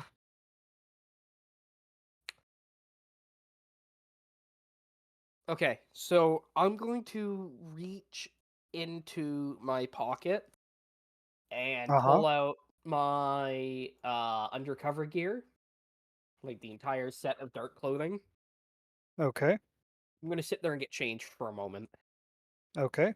Hide anything that I can think of that would like ID me on sight, and then I'm gonna Okay. tie some of the cloth around my head, try to cover my head a bit more, Oh cover my boy. face and all that stuff. Uh huh. I, as the DM, am telling you don't do this, but okay. Okay, okay. Then as I reach up to smack the window, I'm gonna drop my axe, pick it up, and go crawling along the windowsill so they can't see me. I mean, you can do it. He's just a No, I very don't want to powerful do that. sorcerer. I Okay. really don't want to do that. Okay. No, the thought was there, and I'm checking out. I'm not doing it. Okay, but you are all stealthed up. Okay. I am all stealthed up, yeah. Okay. And I'm like on my hands and knees just crawling under the window, so hopefully he doesn't see me. Um, I think you're 5, 10, 15, 20. I'd say your silence ends about where you are right now. But you don't make any noise as you're crawling by this window. I mean, And as you're crawling along, you can hear Victoro going, "Hmm. Ah, yes. Okay." As he's well, reading his book. I would be about 2 feet high right now because I'm 4 foot normally and I'm on my hands and knees. Yeah, yeah, he wouldn't be able to see you. I'm gonna peek around the corner. You peek around the corner, and there are two noble guardsmen here. You recognize their armor from your time at El Torchel Academy. These are the Castellanter's personal guards. Generations and generations of men and women have been their guards. So, Uh, the Castellanters pay them, and then these soldiers train up their children to be guards for the Castellanters. okay. Mm-hmm. So I have one question then. Do Uh-huh. I recognize any of them from the academy? Ooh. Because I last hadn't time I thought of was that. there not in disguise, I kind of dented one's cod piece. Oh, yeah, yeah, you did. Yeah, actually, yeah, there's a guard standing right here who has a dent in his codpiece, and he walks a little bit funny as he paces back and forth through this garden area. I'm gonna wave Um, Huel over.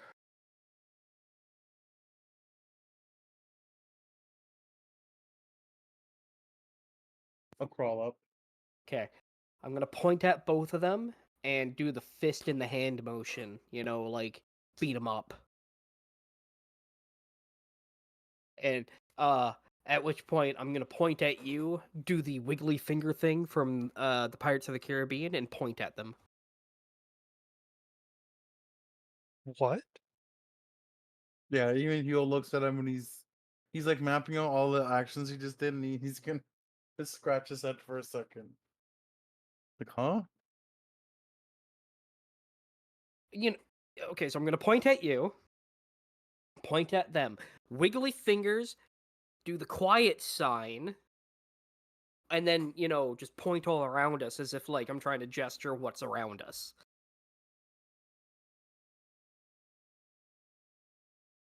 I got you. I got you.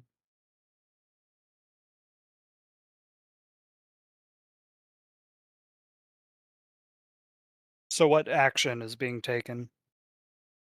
Well, I'm ready in in action to like sprint and punch one of these guys in the cack again.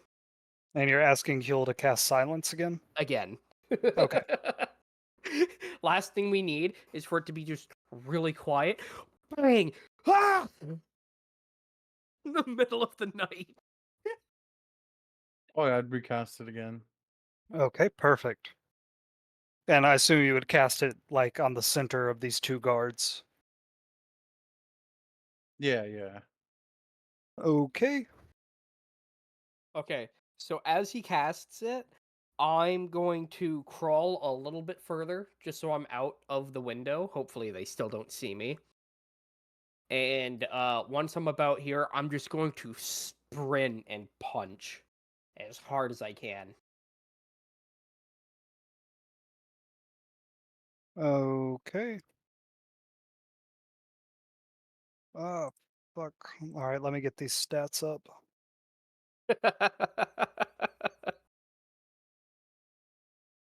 Oh, god damn it. Fucking. There we go.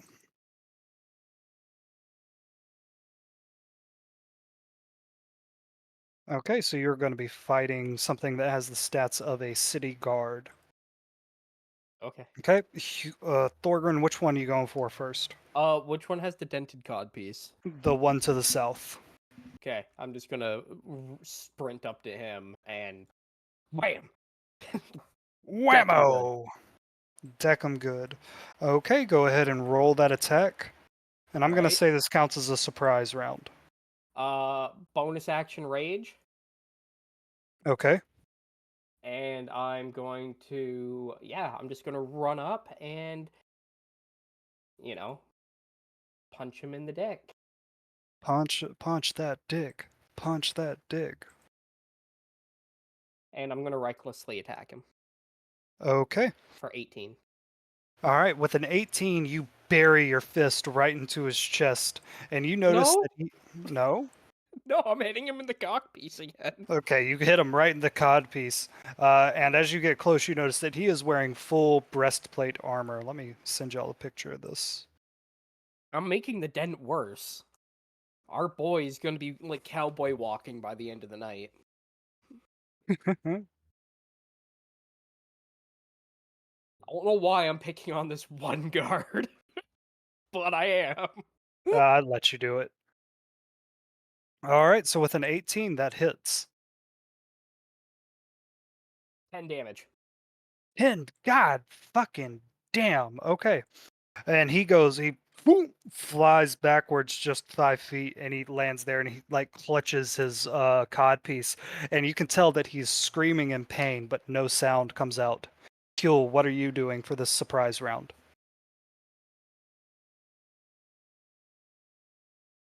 Alright, I'm watching this all go down. I'm gonna.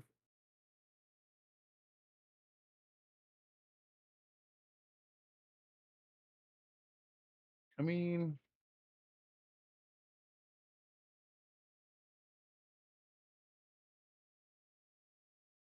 I just want to say that I do have an extra attack.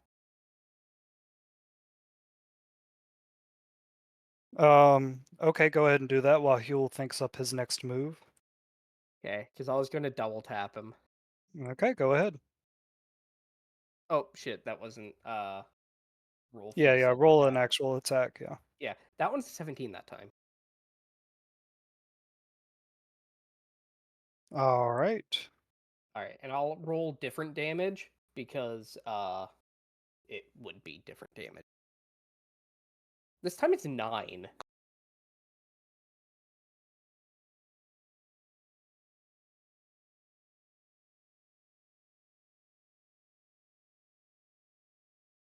So he just took 19 damage. No fucking way. Well, 10 from the first hit and then 9 from the Mhm. second. Yeah. Hey, how do these guard tokens show up to you? Does it just look black and white with a With shroud? a Yeah. shroud, yeah. Oh, okay. Well, shit. Yeah, it looks like his Come dick on. got pulverized by Brax, and congratulations. It's a girl. Come on. All right. I'll have to fix this map up next time with all the staff and stuff. But fuck, are you doing lethal damage? No, I'm not doing lethal damage, but I am still punching him in the dick. Okay, so you didn't do 19 damage with that hit. 19 damage for both hits. Okay. So you have No, it's fully 19 total. evaporated 2/3 of this man's health and just obliterated his ability to have children. Huel. I'm gonna cast. I'm gonna be running up, and as it happens, it's gonna drop the concentration on the silence. It's gotta wait. Never mind. Actually, no, the silence is the same. I thought this was concentration. Okay. I'm gonna bust out like my lute, Mm-hmm. my instrument, and I'm casting Thunderwave, but I'm casting it like because I'm just like bashing him with it. Oh my god, I Um, was scared.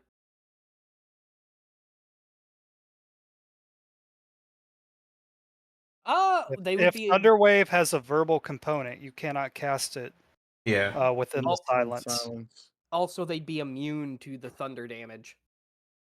Yeah, Yes. I was Yeah. mentioned that. Well, it's verbal and somatic. I could still do it, right? That's like waving my hand. Well, No, no. no, you would need both of them. You need Besides, both to it do says in the creature inside the sphere is immune to thunder damage anyway. Yeah, because thunder damage isn't Exactly. electricity; it's like sound waves, the Yeah. sound of thunder. Yeah, which is confusing, but yeah. Well,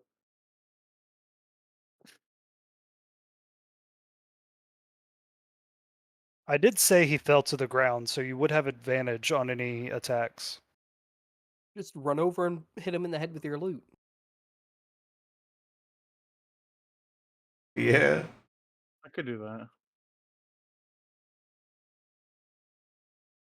Pretend you're like in a concert and you just got done. I just don't have any like attacks. So I have like I have a dagger attack I could roll in place of it. Mm-hmm.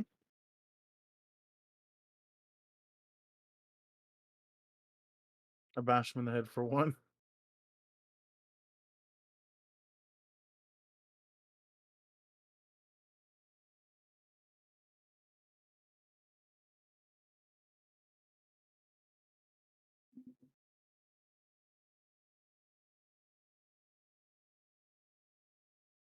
So what did you say you were gonna do? Oh, that thunder wave would have been nice.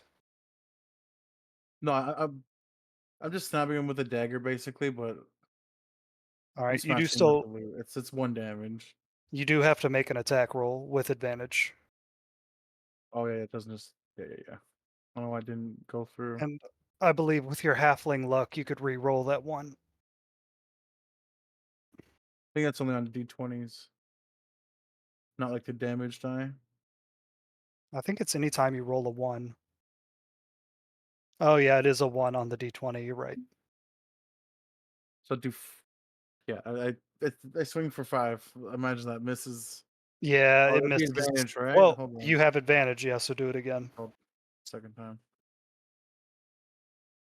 Nice. That also misses. It scrapes off of his breastplate.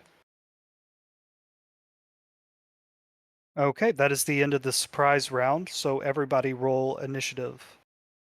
I'm just imagining this is like a silent film happening because it's in silence. It would be 5 for me. I accidentally double clicked it. Okay. Here, I'll. Hey, heal with the dirty 20. There we go. Hey. All right, fantastic. So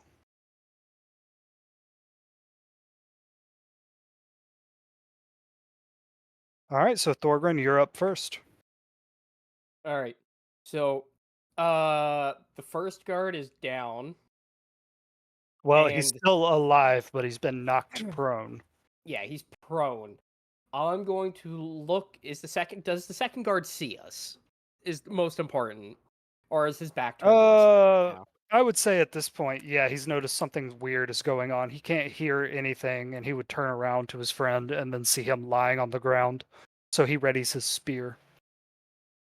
Okay. I'm gonna point to the cod piece and point to him, and then I'm gonna point to the ground and I'm going to intimidate him to try to get him to just lay on the ground. Roll intimidation, and he will roll a Constitution check. 23. Goddamn. Why is that advantage? I don't know, but it was the first one, so we'll go with that. Oh, it was a nat 20 too. So he sees that. He sees the threat that you make, and he sees that you're spellcasters. So he lays down his spear, and he gets on his knees with his hands up. Okay. I'm gonna tie him up. Hands to feet, like he's not getting up. Okay, as y'all do that, you notice that there's a window here that is open, and there's a very tall man with white hair who is cleaning pots in this kitchen area. He has his back turned to you towards the big stove that he's working on.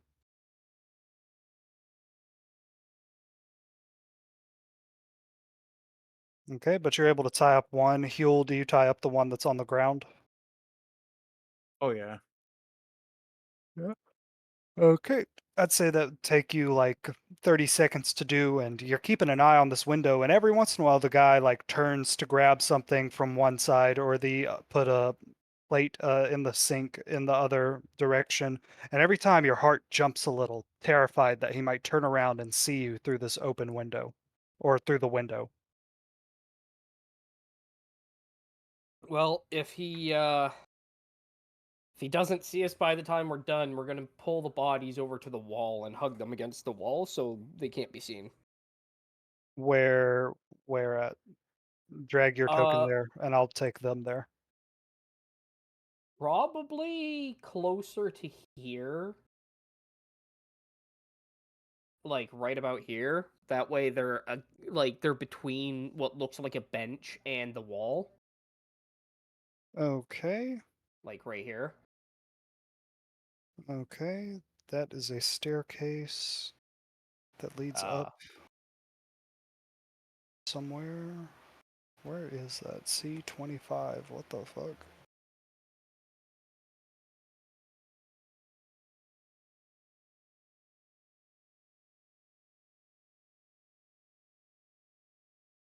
is that guard still like yelling or trying to in the silence, just screaming into the void right now? He was, but as y'all tied him up and intimidated both of them, he's just grabbing his cod piece and like shaking. So this staircase that you're by, it actually leads up. I believe it's what? Yeah, to the second floor of the house. The house has 3 floors. Okay. Uh, do we want to go upstairs? Well, we still have to check out the other two houses on the first floors first, don't we? Uh, what the hell's a butt? What? Main house, ground, stable, butt. I'm looking at the book. Um, you don't know.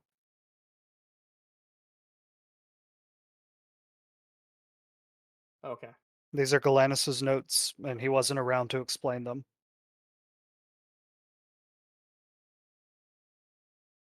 Huel, do we want to go upstairs? Check out the next floor?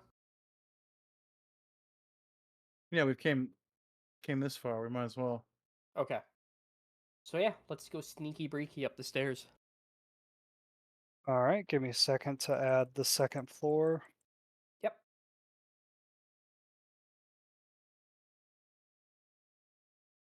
You might need to refresh the page, I'm not sure. It looked like it just did that for us, on my end at least. Awesome. Fantastic. Let me drag that bad boy in Oh, here. hey, the map's labeled. Main house, coach house, and oh, it's a guest house. Haha. Checkmate, DM. Your notes betrayed you. I think I might have changed that, which is why I have butler, but there instead of guest. Shit. Oh, it's the butler house. Mm. Fuck you. Eat shit. You tricked me. I mean, the plan was to go through this house first, anyways, so The it inspiration. worked out in the end. The inspiration for your trickery. Oh, Oh no, none of this is hidden. wait, shouldn't you inspire us because I tricked you, seeing how this entire Shut campaign is the about lies and tricks? shut your damn fucking whore mouth. Oh no. What the hell Yeah, just Brax. happened? Ah, my eyes are closed. Spoilers. No! My campaign. Brax, he didn't close his eyes. He's mad at gaming right now. He took a screen cap.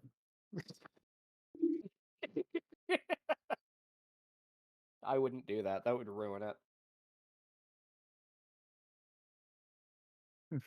I know it's what he did. No, I'm just kidding. No, it's fine, honestly. Shit happened. I mean, it's not like there's any tokens on these images, so that's fine. Except for Milton. Shut up. Wow, you didn't see that, I thought you had your bro. eyes closed. He's metagaming. Wow. I told you. We're in the Castellanter Villa. Why wouldn't he be here? You're not supposed to know where he is. I Yeah, don't but know no, where That's he for is. for a fun. I'm cause. just assuming he's here. Just move him somewhere else now, so Brax doesn't know where he is. I'm. No, I didn't kidding. actually peek. I know, I'm we're messing with kidding. you. Alright, you said you're headed up the stairs. Yes, sir. I have an Alright. ability where I'm naturally stealthy and hidden. I forgot until right now. Because you're a gnome Okay, or a I'm gonna. halfling. So, do you leave these guys conscious but tied up? Um, that is a very good question because I don't want to kill them. We throw them in the bush tied up over here. Like I'm just gonna move fuel for reference. Like put them in this bush for now. Yes. No, because I don't want them to wiggle and rustle the bush. Well, that's Do you true. gag Even them? in this, I guess. Yeah, we gagged them for sure. Okay. because even in the silence, they see the bush moving. It's smart You thinking. know what? Let's knock them out and leave them tied up against the staircase here. How's that sound? Non-lethally knock them out. How are we gonna do that? Just punch them in Uh, the head. yeah, you can do that. He's Yeah, foot I bomb. could punch him in the head. I could, punch him in the other head. He'll picks up the loot and like 12 o'clock to 6, like just brings it down on top of the dude's head, non-lethally knocking him out. Oh, dude, if I had access to your character sheet, I could make you a loot weapon for your character sheet. I found out how to do it. I would too. I just because I use both, right? I use the Roll20 and the Beyond Yeah. D&D app. I'll That's how like the I'll ability popped up right in the chat yeah. there. You see how like I'll help you build the loot after session then. yeah, or sometime over the week. Yeah. Okay, so yeah, we Yeah, knocked them I'm not out, knock them out. gag them, and then we're gonna go up the stairs. Okay. Alright, those guards are taken care of. Alright, I'm gonna drag your tokens. How damaged is that one guard's armor, by the way? Oh, his codpiece is fucked. Like, permanent damage to his balls. Okay, good. That is what we want. Okay, so y'all walk up to these stairs, and it leads to, like, this weird hallway that seems to snake around the edge of the building. There are cobwebs up here, but it's not, like, destitute. This appears to be some kind of, like, storage area or storage hallway. There is a door right here, but the hallway continues on around this corner right here. What would you like to do? Oh, there's also a window right here. I was gonna say, can I peek into the window before anything? Of course you can. Make a stealth check. Sure.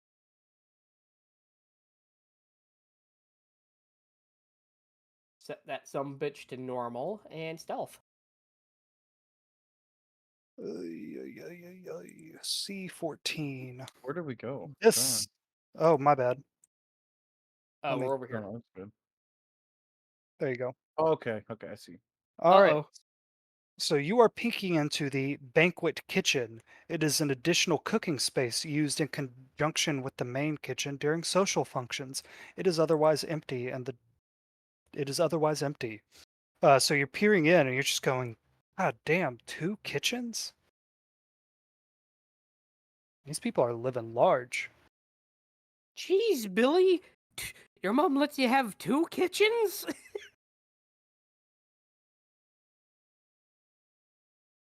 Let's see. Looking around, you notice that there's a staircase right here, and you assume that leads to the kitchen downstairs that you were just looking into.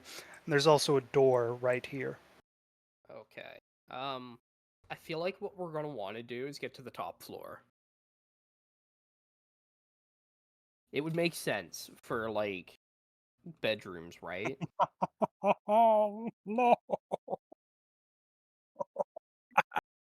Oh, you just saw my stealth roll? Oh no, that's fine. Yeah, go ahead, man. Okay. Uh, so yeah, I'm laughing about something else. let's sneak on to the top floor. I'm just gonna follow the pathway. All right, I'm gonna go ahead and reveal it, most of it for you.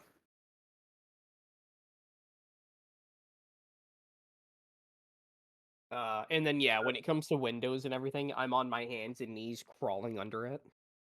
All right. Even with your bad stealth check, making some noise is like your axe hits the wall or drags on the floor, or you bang into Huel and like a couple of notes play off of his lute.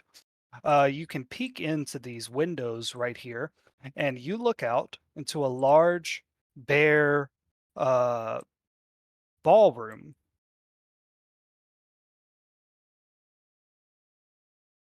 It is absolutely massive. It is a noble's ballroom where they have the fanciest parties you can imagine. But it looks oddly like barren and empty with no one dancing inside of it. Huel, have you ever played for some nobles, like at their house? I mean, come to think of it now, he probably would have. I mean, Maybe once or twice, maybe not all the time. I could see Huel playing the ballroom blitz in a ballroom.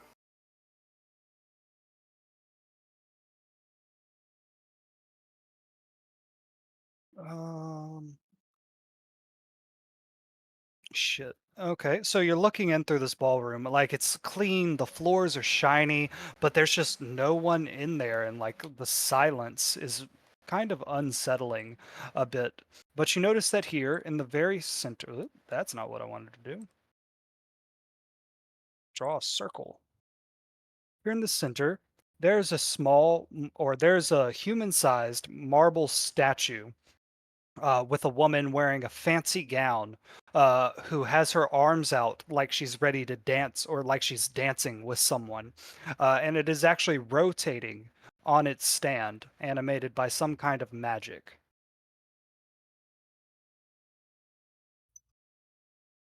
You can see also, as you move along the hallway, there's a door right here and a big set of double doors right here that lead into the ballroom.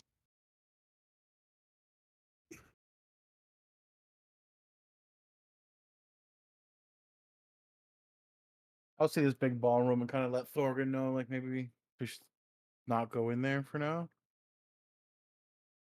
Or yeah, maybe we should. I can see the stairs.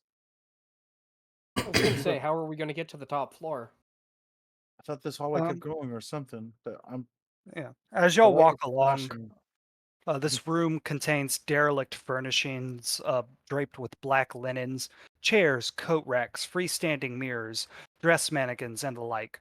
These draped objects take on a sinister countenance in the gloom, but they are harmless. So there's bits of, especially down here at this wider area, there's like storage and stuff for events. And you notice that even like the linens they use to cover their unused furniture are probably nicer than any set of clothing that you have.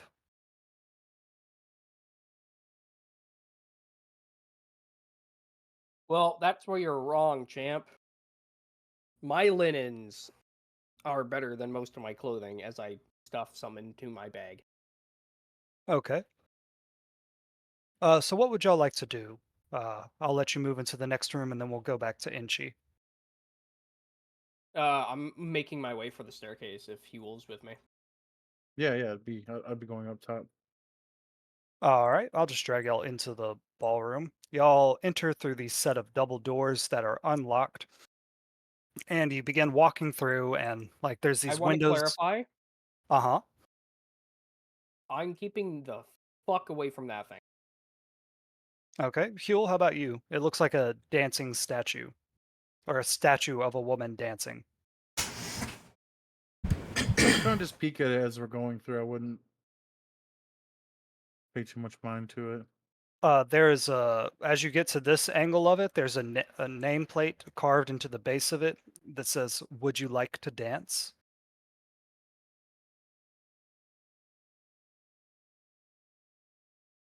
Phil's thinking about it. Would you like to dance, Huel?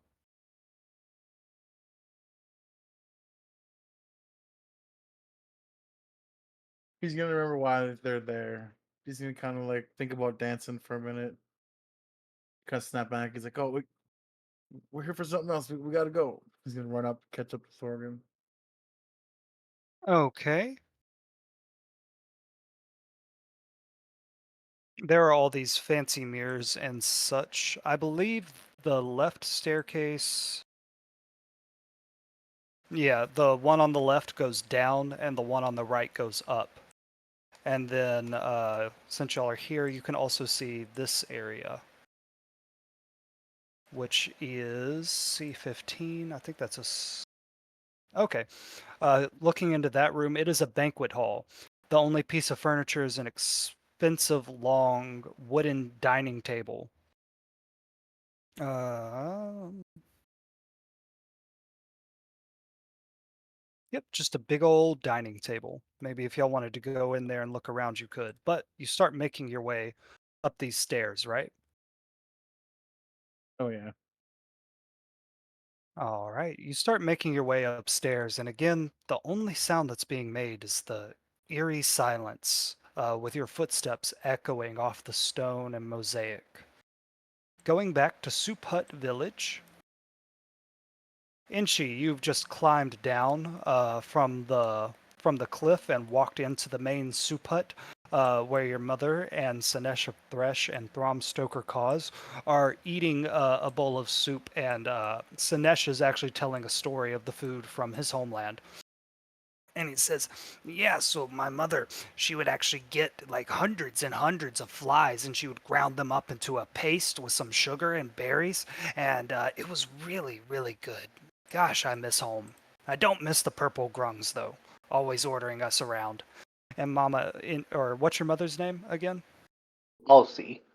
Alcee says, "Oh, well, now everyone deserves to have a little bit of food from their homeland. Maybe if you come back around, I could collect some flies. I'm sure the children here would love going and catching something like that." And when you come Oh in, she yeah, we says, got plenty around the chicken coop. "Inchi, Inchi, Oh yeah, hell, come over here. Come have some of this mystery meat soup." okay. Oh hey, mom, if some weird dude comes around making a deal with you, don't make deals. Where's that soup? Oh, oh, you know nobody's ever gonna get one over on me, Inchi. I'm as sharp as a knife. And she hands you a bowl, no spoon or anything like that. You're just supposed to slurp it down. Oh yeah, I mean, and she's used to it. It's custom, and he starts slurping. Okay. And as y'all are sitting around, Thromstoker says, "Well, as I was just telling your mother, I would very much appreciate it if we could take about 10 or 15 of your capable men or women here, and we would include them in our morning drills. We are training ourselves with weapons, we are training our bodies, and we are training in military tactics so that we can defend these areas that we've decided belong to us, the people. Protect them from city watch, protect them from noble guardsmen, or anything like that. if we are able to actually hold our ground here and keep the Castellantas from coming and taking your village, there will be consequences. They might get members of the City Watch or Force Grey involved. They might even call for a contingent of soldiers from the Lord's Alliance. Alcy, what you are doing here is dangerous, and I don't want to mislead you on that. And Alcy looks a little bit nervous at that, and she says, but if we don't do anything, they're going to take our home from us, right? And Thromstoker says, yes. One way or another, this fight will come to you. The question you have to ask is, do you want to be prepared to fight? Inchi, do you say anything? Yeah, and she burps, and he looks over to what's his name? Sorry, my computer went to sleep. Thromstoker Cause is the turtle Throm leader. Stoker. Yeah. Yes, he looks over at Throm Stoker and says, "Oh yeah, that guy out there said you wanted to kill all the nobles with our help, right? What guy out there? Oh, the dude that's trying to make a deal with my mom. He's He over looks there on the cliffs." he looks deeply confused and he says, what, some kind of salesman or something like that? Well, did he look Yeah, noble to you? I don't know. He sells carts apparently, and he has a bird that speaks Ah, English.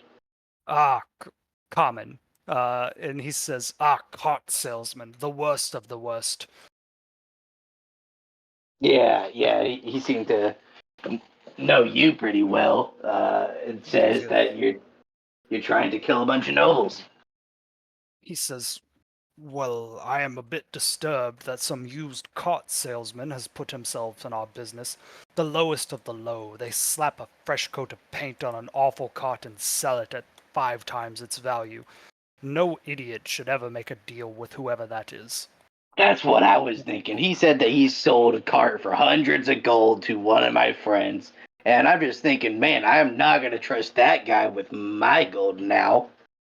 Your friend sounds like a fool. But Right? people are foolish, and there are those out there that seek to take advantage of that foolishness. When I am in charge and the bloodlines of the nobles have been erased from Waterdeep, I will do something about such fuck, what would you call that? Scammers? Yeah, Uh, yeah. Scam artists. And when he says erase the bloodlines of the nobles, both your mother and Sinesh kind of give him an odd look. But neither of them say anything. Do you say something, Inchi? I mean, and she already kind of got a feel for that after talking to the salesman. He's like, uh,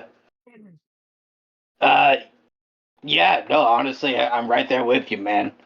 Uh, you said you wanted to borrow our people for what, drills to practice killing these nobles? He says, yes, I would say as also If self-defense, they but come, yeah, if they come here, of course. if it comes to that, yes, I would love to lead an army on this city and eradicate all these people that seek to oppress the working people. Well, I just mean if the nobles and the soldiers come here, yeah, we can kill all of them. Well, Inshi, that is the thing. As I just said to your mother, this fight is coming. If we manage to defend this little area of Waterdeep, that's great for you and your family. But where will the Castellantas turn their attention to next? They already destroyed Snow Beetle Orchard by accident. My gods, there's still the northern lands of the city, there's still the lands to the south, and what about inside the city? They will not give up their power easily, and the guild masters are encroaching on their abilities to make money and profits. They will seek to destroy something. This fight will come one way or another, so I ask you, if someone is going to resist them, it must be us. If not us, then who? And if not now, when? One way or another, today, tomorrow, this century, or the next, this revolution will have to happen, and we must be proactive about it.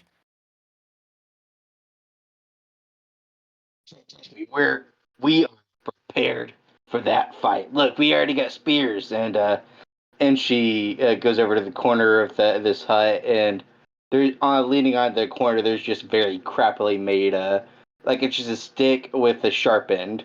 And he says, "Look, we got a spear right here, ready to stab anyone." Yes, we will need to do something about getting better weapons. Inchi, I was actually hoping to talk to you about your abilities inside the city walls. You know, in the docks ward, there are warehouses full of weapons run by a noble family, I believe. And he reaches into his pocket and he pulls out a notebook. He says, "The arms traders, who are they?" And Sinesh says, "The Growlhounds. The Growlhounds are the arms traders we were scoping out." Growlhound, He says, "Ah, Growlhound. yes, the That rings a Growlhounds. bell. If you could do something for us inside the city, like smuggle these weapons out, it would greatly increase our chance of being able to defend this area and then eventually march in there and liberate the city from these nobles." And when he says that, your mother says, "Well, Throm, you haven't asked why I started this village here. You see, we were actually from the outside of Neverwinter, a goblin clan that my mother and my father ran. We didn't oppress nobody. No, no, no. The people looked up to them for help and guidance. Um, but they did things a little bit differently than we do here. They killed, they stole, they robbed people to defend themselves and provide. And when I was growing up, everyone around me was a little bit wicked. They didn't look at other people as friends or family. They looked at everyone as competition. And I wanted to get away from that. And when Inchi's father died and I was all alone with him, I didn't want him to grow up in that environment.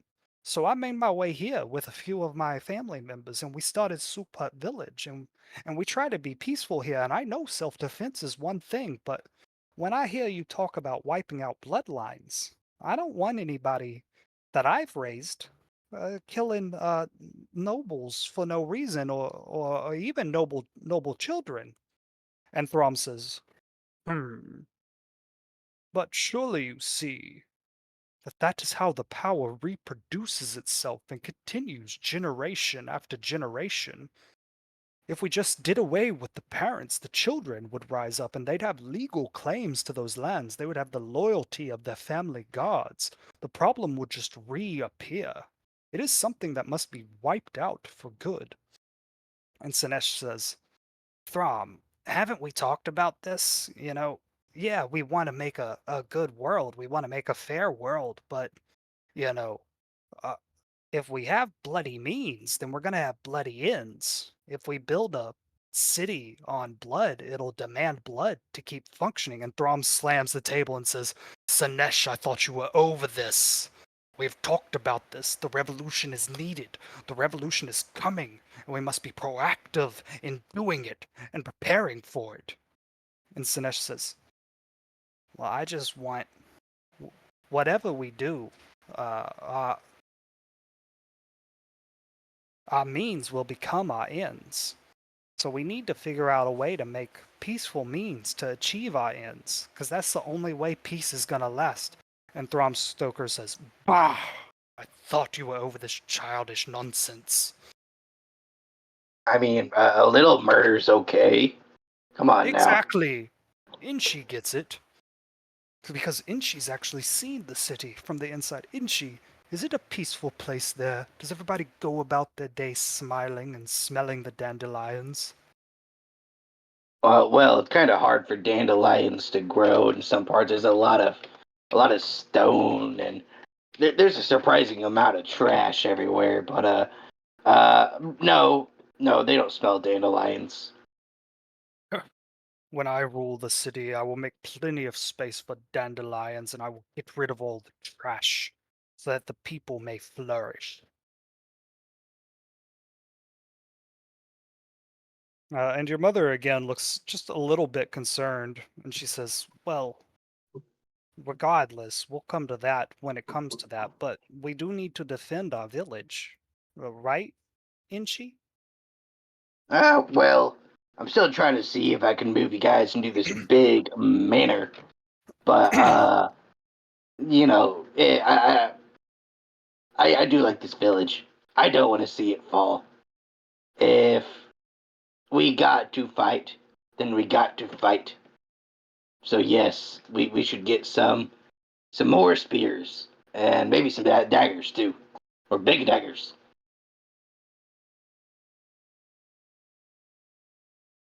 Thromstoker says, yes, yes. Now, madam, would you mind? I would love it if I could have a stiff drink before we make our way out. Sinesh, could you help her with that? And your mom looks a little bit taken aback, but is very polite, and she says, oh, yes, of course, Mr. Cause, of course. That's in the liquor hut. Come with me, Mr. Of Thresh. And Sinesh says, well, Sinesh is just fine, but yeah. He gives Throm a little side look because he knows when he's being dismissed, but he does what his leader tells him to do, and they both exit the hut. And Right, Throm, uh-huh, and she yells after his mom. Wait, we have liquor? Hey, I want some. I she didn't know says, we had. and you know how I feel about you drinking, the way that your father hit the bottle. But you're an adult, you can make your own decisions. You have one fine liquor, man. So what's up, Um, Mister Big Guy?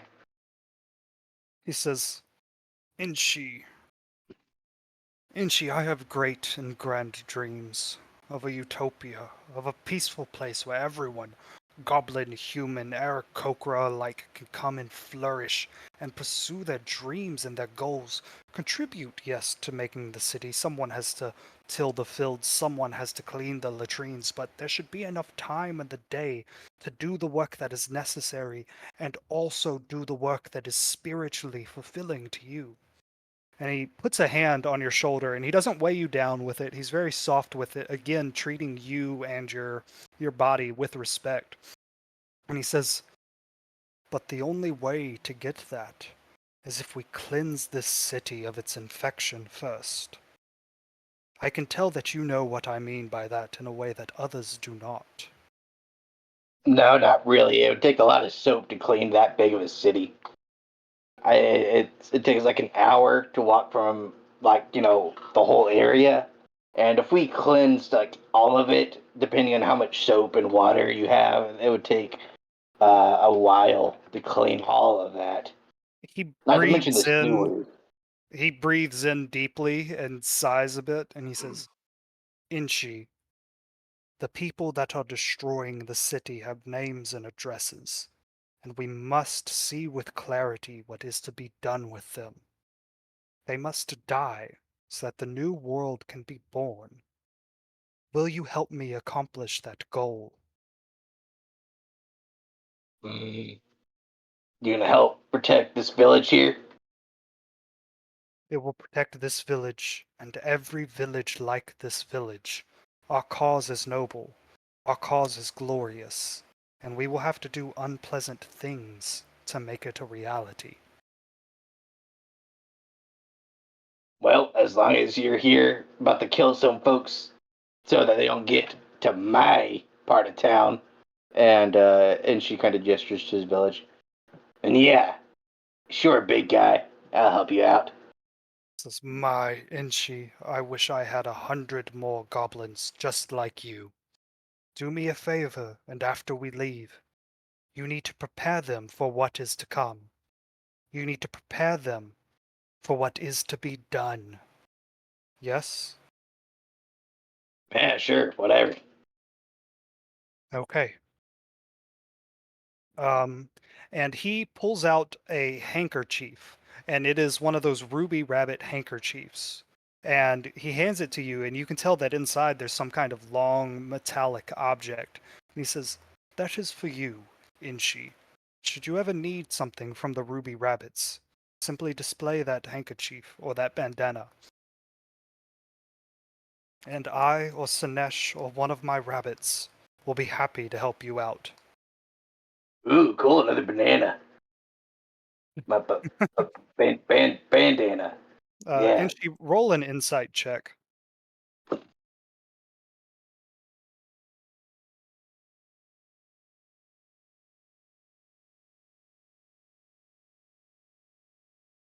Damn it. Yeah, so he just handed you that and said that you're as good as one of his ruby rabbits. Your mother and Sanesh come back, and your mother has half a bottle of whiskey and some very old wine. And she says, "Yeah, the snow beetles actually gave us this. We traded them for some building materials that we had here from the fallen branches. They were really desperate a couple months back before you folks showed up. You're doing right by them. They're a good family of halflings. They've never caused us any harm, and they've been very friendly." And Sinesh says, "Yes, yes, the snow beetles, they're doing just great." And with that, Throm gets up and he humbly takes the bottle of whiskey from your mother, and he says, "Thank you, madame. I, of course, will be back here, not just to talk to the 15 soldiers you wish for us to train, but to enjoy some more of your marvelous soup. Inshi, Mama Inshi, you have a lovely evening." And he steps out of the hut, and he says, "Rabbits!" And he says it very loudly, and his voice booms all around, and all of his people come up to him, and they give him a salute, and he says, "Back to Snow Beetle Orchard."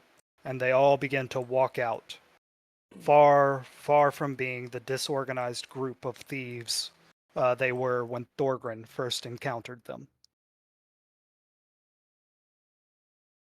And your mother comes up to you and she says, "Well, Inchi, I have this bottle of wine. You said that you wanted it. I myself don't drink." And she pops open the top, takes a sip, and then just hands the bottle back to her. Ah, thanks, Mom. You know, I was wrong about those guys. Kind of neat. She says, "Inchi, there comes a time in every man's life where he must do something hard, something brutal, to protect himself or the ones he loves or something important to him. And some of those men, they get in their head that the violence is the good thing and not the protecting. Promise me no matter what you do, you'll remember. You should only hurt to protect people, right?" Well, I mean, violence and protection. You know, you can have violence without protection, but you can't really have protection without violence. At least what I have seen. So I mean, violence is going to happen, Mom. He says, I know that, Inchi." And she takes a long look at that bottle, and then she sets it down, and she gives you a big hug. She says, "Inchi, everything that you've done for us is incredible. I'm so proud of you. You're not my little boy anymore." She rubs your head. "You're my little man." Well, I'm a big man, at least a big boy. I mean, I'm not. I'm big. She Thank you, smiles Mom. at you. She loves you so very much. And she Uh, says, Here, take this bottle of wine. Get it away from me. Take it back to your friends in the city. Have a good time." oh, nice. And she takes another sip. All right, I've got to head back. They're probably worried sick about me. Can't do nothing, but until the mastermind comes back. So, bye, Mom. I'll see you guys. I'll try to come back sooner next time. All right. And she says, "Of course, Inchi, we're always happy to have you here." And as you walk out of Suput Village, some people say, "Bye, Uncle Inchi. Bye, Cousin Inchi. Bye, Nephew Inchi." And as you're walking Bye. by the fire, two of these children goblins have picked up bones, and they're using them as fake swords, and they're battling each other. And one of the goblins pokes the other one in the chest with like the blunt end of a bone and says, "Take that, noble." And then he turns around to everybody else and says, "Rise up, rabbits! Rise up, rabbits!" And a few of the kids join him in that chant. Yeah, kill them all. Hey, Sika, you better return that coin. Bye. Okay, bye, guys. All right, perfect, Inchi. Thank you so much. All right, we're gonna go back to well, Blinken, you're sleeping, right? Yeah. Okay. Yeah, just basically ending the conversation and went to sleep. All right. As you sleep, you're actually sharing a vision with Aranax. This happens sometimes. When he tries to project images to you, it's just still, like something from his memory or something he's seen. But when you're sleeping, you just drift in and out of it, and you have these visions of flying over the Sword Coast, seeing all the different beautiful cities. But the grandest and most marvelous was Waterdeep. Going back to Castle Enter Villa.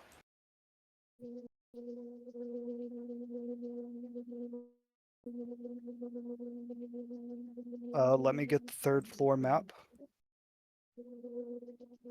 and use the bathroom, and we'll be stopping here soon, okay, guys? Yep. Yep.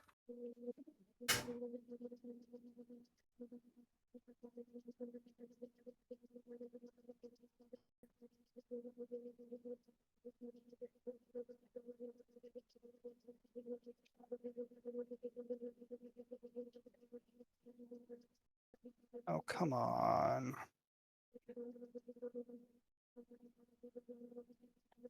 If that was my last turn, I'm gonna go ahead and hop off here. Gotta get up real early.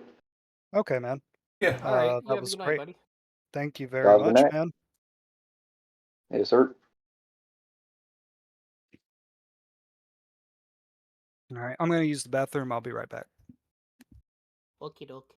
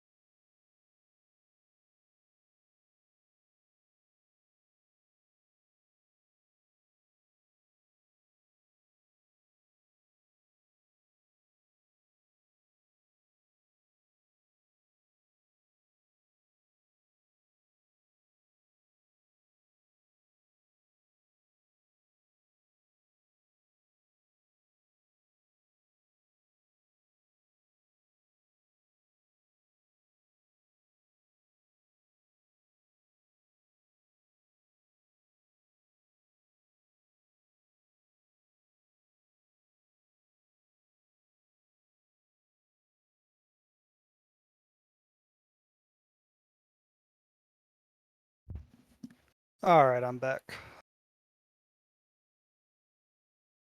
Hell yeah.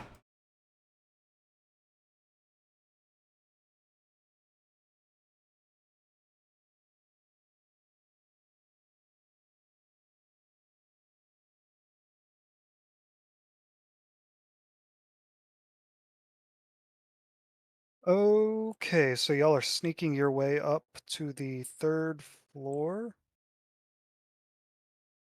Let me find the right staircase.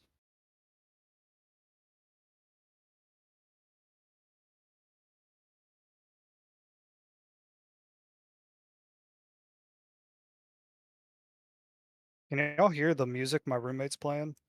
Just wondering if my mic is picking it up. I don't hear anything.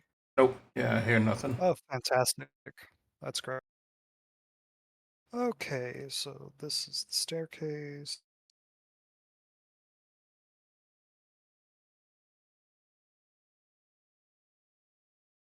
All right, I'm going to move your tokens for you.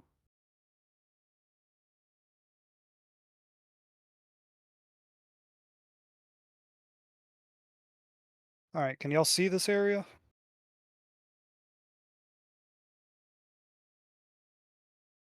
The stairs? Yeah. No. No? Yeah. Oh, shit. No, I'm fucking. We can see it. Don't worry. Oh, okay. All right. Don't scare me. Okay, Get so this big. is area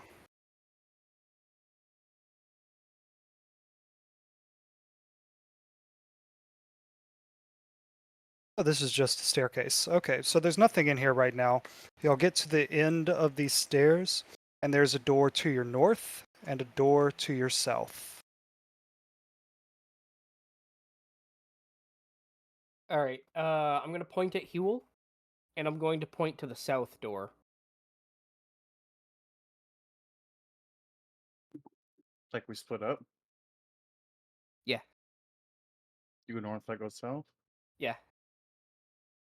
Well, I was kind of needing to be staying by you, so I'm naturally stealthy, but we can Oh, split okay. up. Well, then no. If you don't want to split up, we don't have to. No, for the time being, we're good. There's just more so Uh, to get past like that bit in the house. If we got caught, you know what I mean? Like could hide like under something or roll under yeah. a rug. We're good now. Okay. I can move your token. What? Yeah, it's set to all players. Sorry, I was trying to move myself, but I was overlapped. I bump into you and push you. Like, oh, I'm sorry. Like, oh, I'm sorry. And I'll go to the south door. One job. Like walk into it. All right. So, I'm going to gently push and open the top door. Okay, roll a stealth check.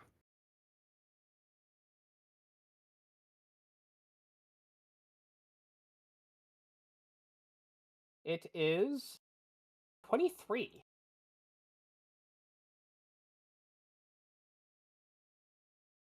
Okay.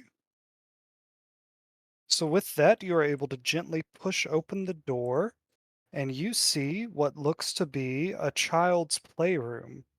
And I think that's a Peppa Pig and a Mr. Potato Head there on the maps. That's interesting. Mr. Um, Potato Head. It is most Oh, yeah. definitely. That's amazing. He's canon yeah. now in D&D. Mm-hmm. So strewn about on the floor are giant stuffed toys, Jack in the Boxes, dolls, and a rocking horse shaped like a roll horse. There's a large mobile in the form of a butterfly that hangs from the ceiling, turning listlessly. There is a woman here, actually, in this chair, but she has fallen asleep. She appears to be some kind of old caretaker.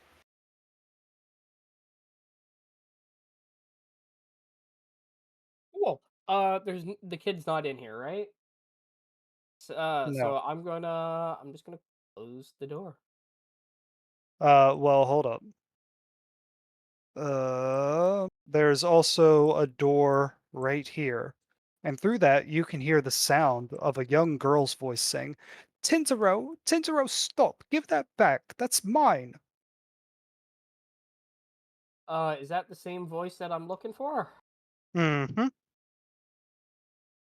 That is the voice that you heard singing earlier in El Torchel Academy.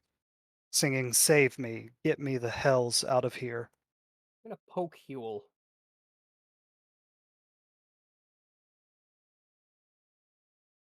And I'm gonna motion to the door.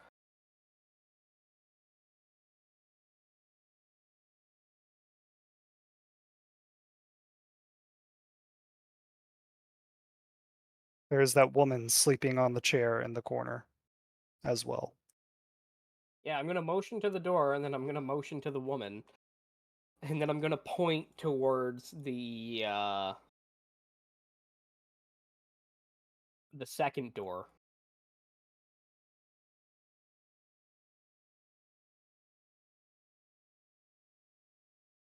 Yeah. I'm sneaking in. I'm with you, for sure.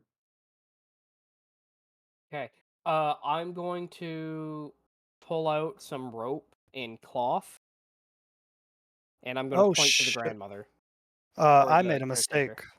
This is not a human woman. This is a tiefling woman. An older tiefling woman with graying hair. So she has purple skin and she has horns sticking out of her head.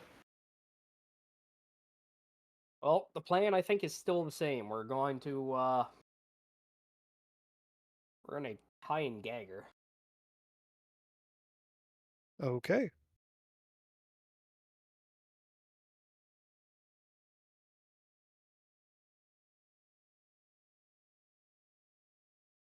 That's the plan, right? You're okay with this? I mean, I'm gonna stop him for a second. Like, we could dress up like those guards we'd seen downstairs. Just walk past. I'll bust out my bag there, and I'm gonna show. I don't know how to show. There's that. I could pass him the costume, and then use the spell disguise self. I'm not gonna use it. I'm just gonna I display. mean, We could just tie her up though.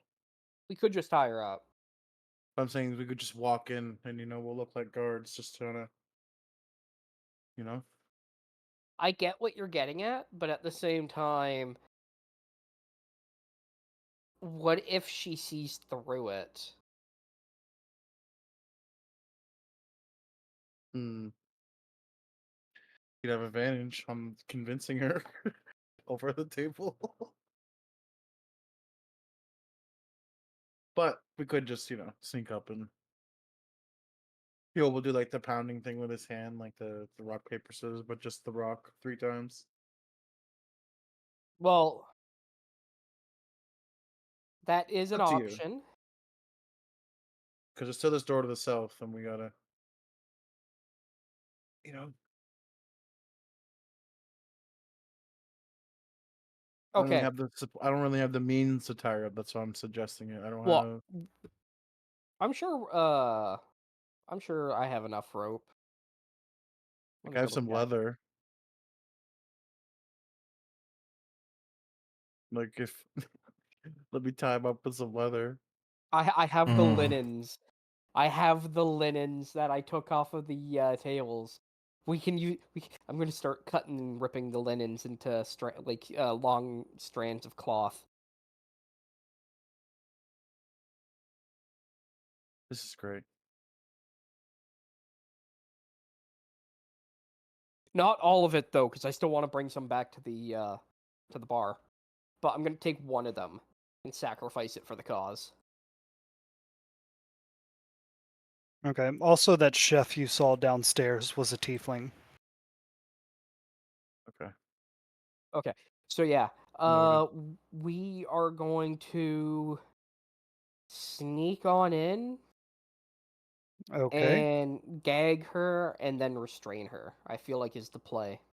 Okay. Both of y'all have to roll a stealth check to get all the way to her without knocking on any of the toys or like making a commotion. Do I argue I get advantage because I'm naturally stealthy? And I'm hiding Uh, in Thorgan's cheeks? Mm. I am dummy thick. at least one size larger than you, and he is Mm. not Oh, one we're the size same. larger than you. Yeah, we're the same size. Yep. Short boys, short Oh, you're a boys. medium creature? Yeah, Technically, I'm not small. I'm halfling. medium. I thought you were Halfling. small. Yeah, He's a yeah. halfling, you're a dwarf, you're the same size.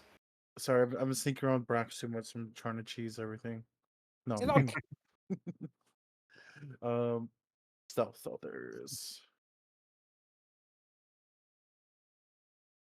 I would let you hide behind the horse. I think that is bigger than you. Huel got a 15 for his stealth. What about you, Thorgrim? all right. He's looking to see what he has now. Hold up. What's the distance between the door and the grandma? Here we go. 5, 10, 15, 20. I would say 20. I mean, I can move 35 feet. Can I just run in and dive her before Oh she has a my chance to god. yell? I mean, yeah, but that would make some noise. RKO. It just sprint in and spear her. Just make one step to get up from the chair, and you just RKO Put her right back in. into the chair. Yeah, I That would remember be this in pretty funny. WrestleMania. Okay, yeah, let's try to be sneaky, but I'm gonna ready myself to dive her if I need to. Hey, that's a really good stealth check for both of you. So you're able to sneak all the way up to her, And you can tell that she is an old tiefling. She has this graying hair and short red horns. She has red skin and red eyes. And is wearing a red dress. She loves the color red, apparently. And she is sleeping softly. And looks like she sat down here to rest after playing with the children. It's some kind of a nana.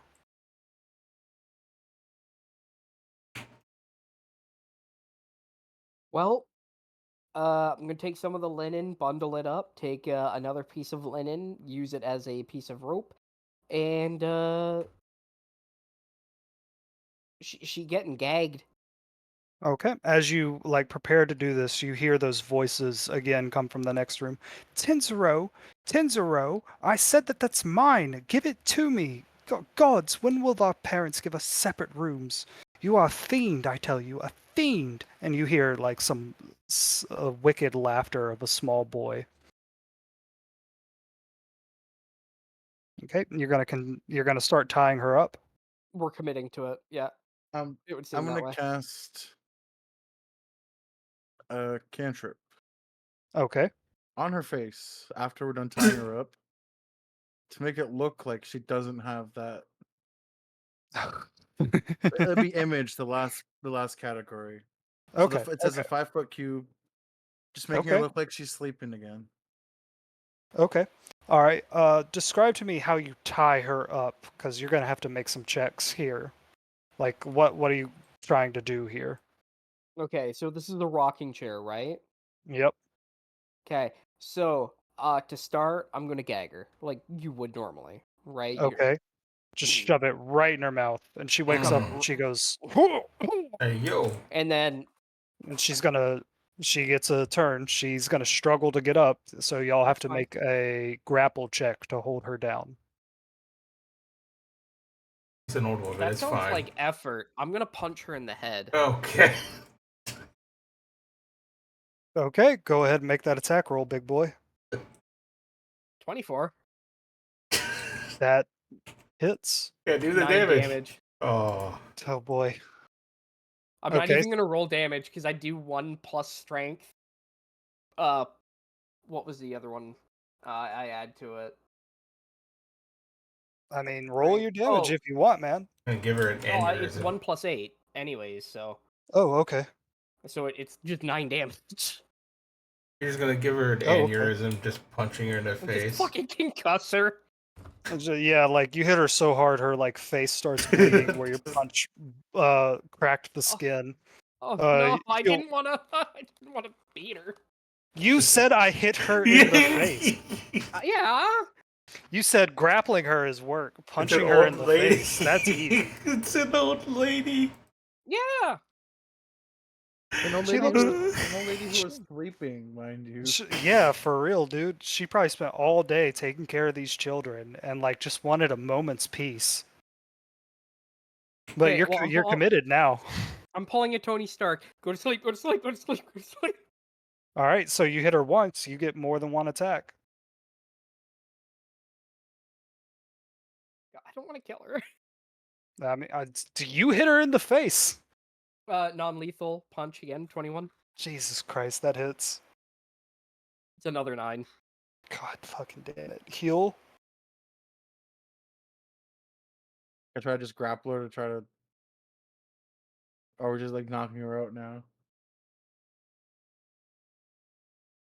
There's like no point gagging her now. She's fucking. Yeah, I'm gonna use vicious mockery and kind of just say what Thorgrim was saying, like go to sleep, go Just to a second, sleep. guys. Yeah, 10-4. Just beating this old lady to. I don't even know what to do at this point. Like, Like, punch her in Heal, the what did you head. say you were gonna do? I was gonna non-lethally vicious mockery her to sleep. Non-lethal vicious mockery. Yeah, like Okay. he's saying like go to sleep, go to sleep. That's what he's doing, but he's whispering it like a soft lullaby. Oh Yeah, go to god. sleep, you Go to stupid sleep. old hag. Go the fuck to sleep.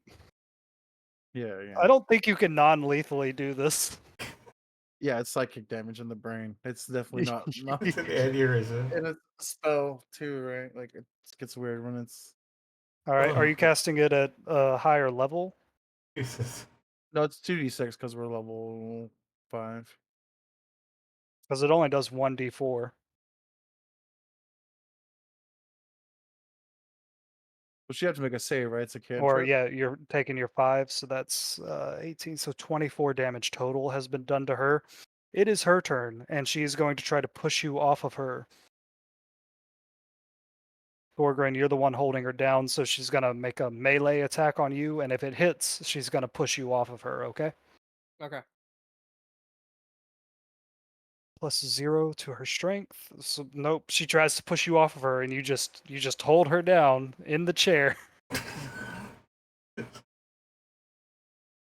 All right. I'm You going to intimidate. you hear those voices from the other room, and Elzinra says, "Tinzero, give it back right now, or I'll go get Nana.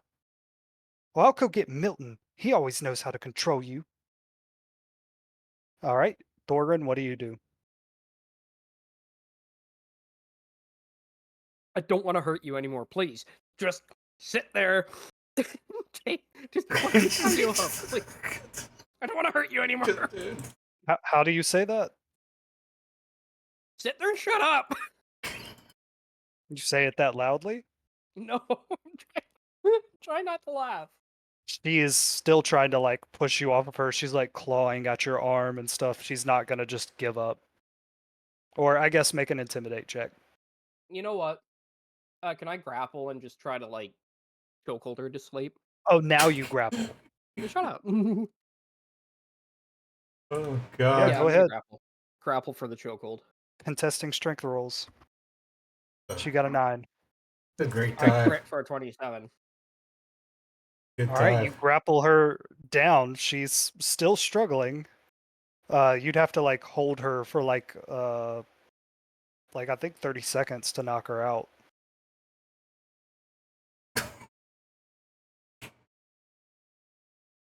I mean, It'd I be don't think faster to she's gonna it'd be win f- in strength for me I against me. I think honestly non-lethally hitting her 2 more times would knock her out faster.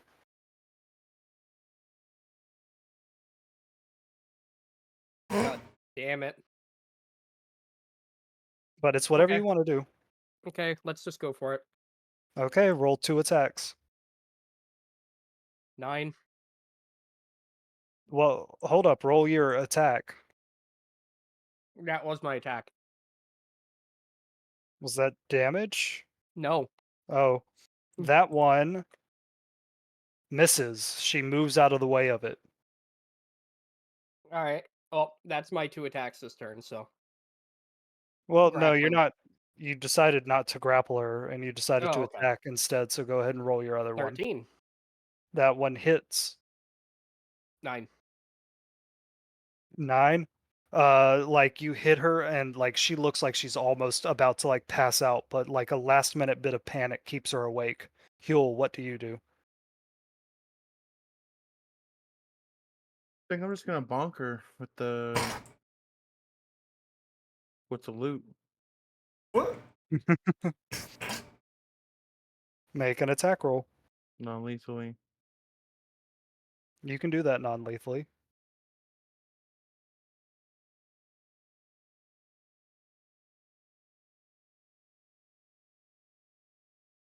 Hey, that hits. Roll damage.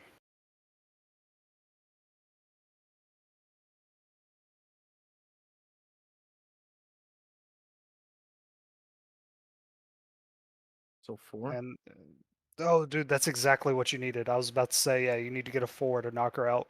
You get her down to 0 HP. She is not dead, but she is knocked out. She is bleeding from multiple punches and a dagger hilt or a loot hit to the face. And she goes limp and she stops struggling. The gag's still in her mouth, and you two stand around the chair in this children's playroom with all these toys and like the butterfly swinging around up top, and you're just breathing heavily.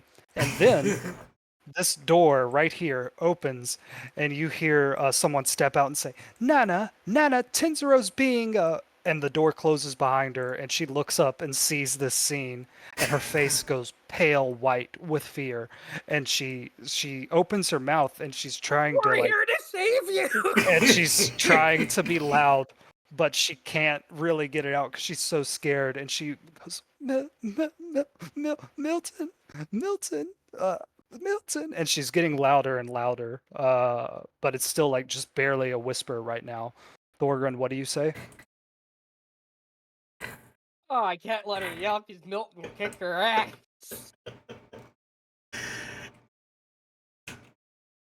Oh my Thorgren, god. Yule, Fuck. what do you do? What do you do? Oh no! I'm gonna have to hit a child. Oh god damn it! All right, we'll leave it die there. here. We'll just leave. Yeah, let's Oh my think on god. it. Yeah. Let's run like Take a week. black, Take a like- week to think about that. Holy Yeah. shit. What the fuck? I just like the idea of Thorgren like looking at Nana and then looking to Elzira and just making a beeline for her and freeze frame. Yeah, just cause the black. Wow. Next You time. can see the look of I fucked up on Thorgren's Oh face. my god. Yeah, I didn't think this far ahead.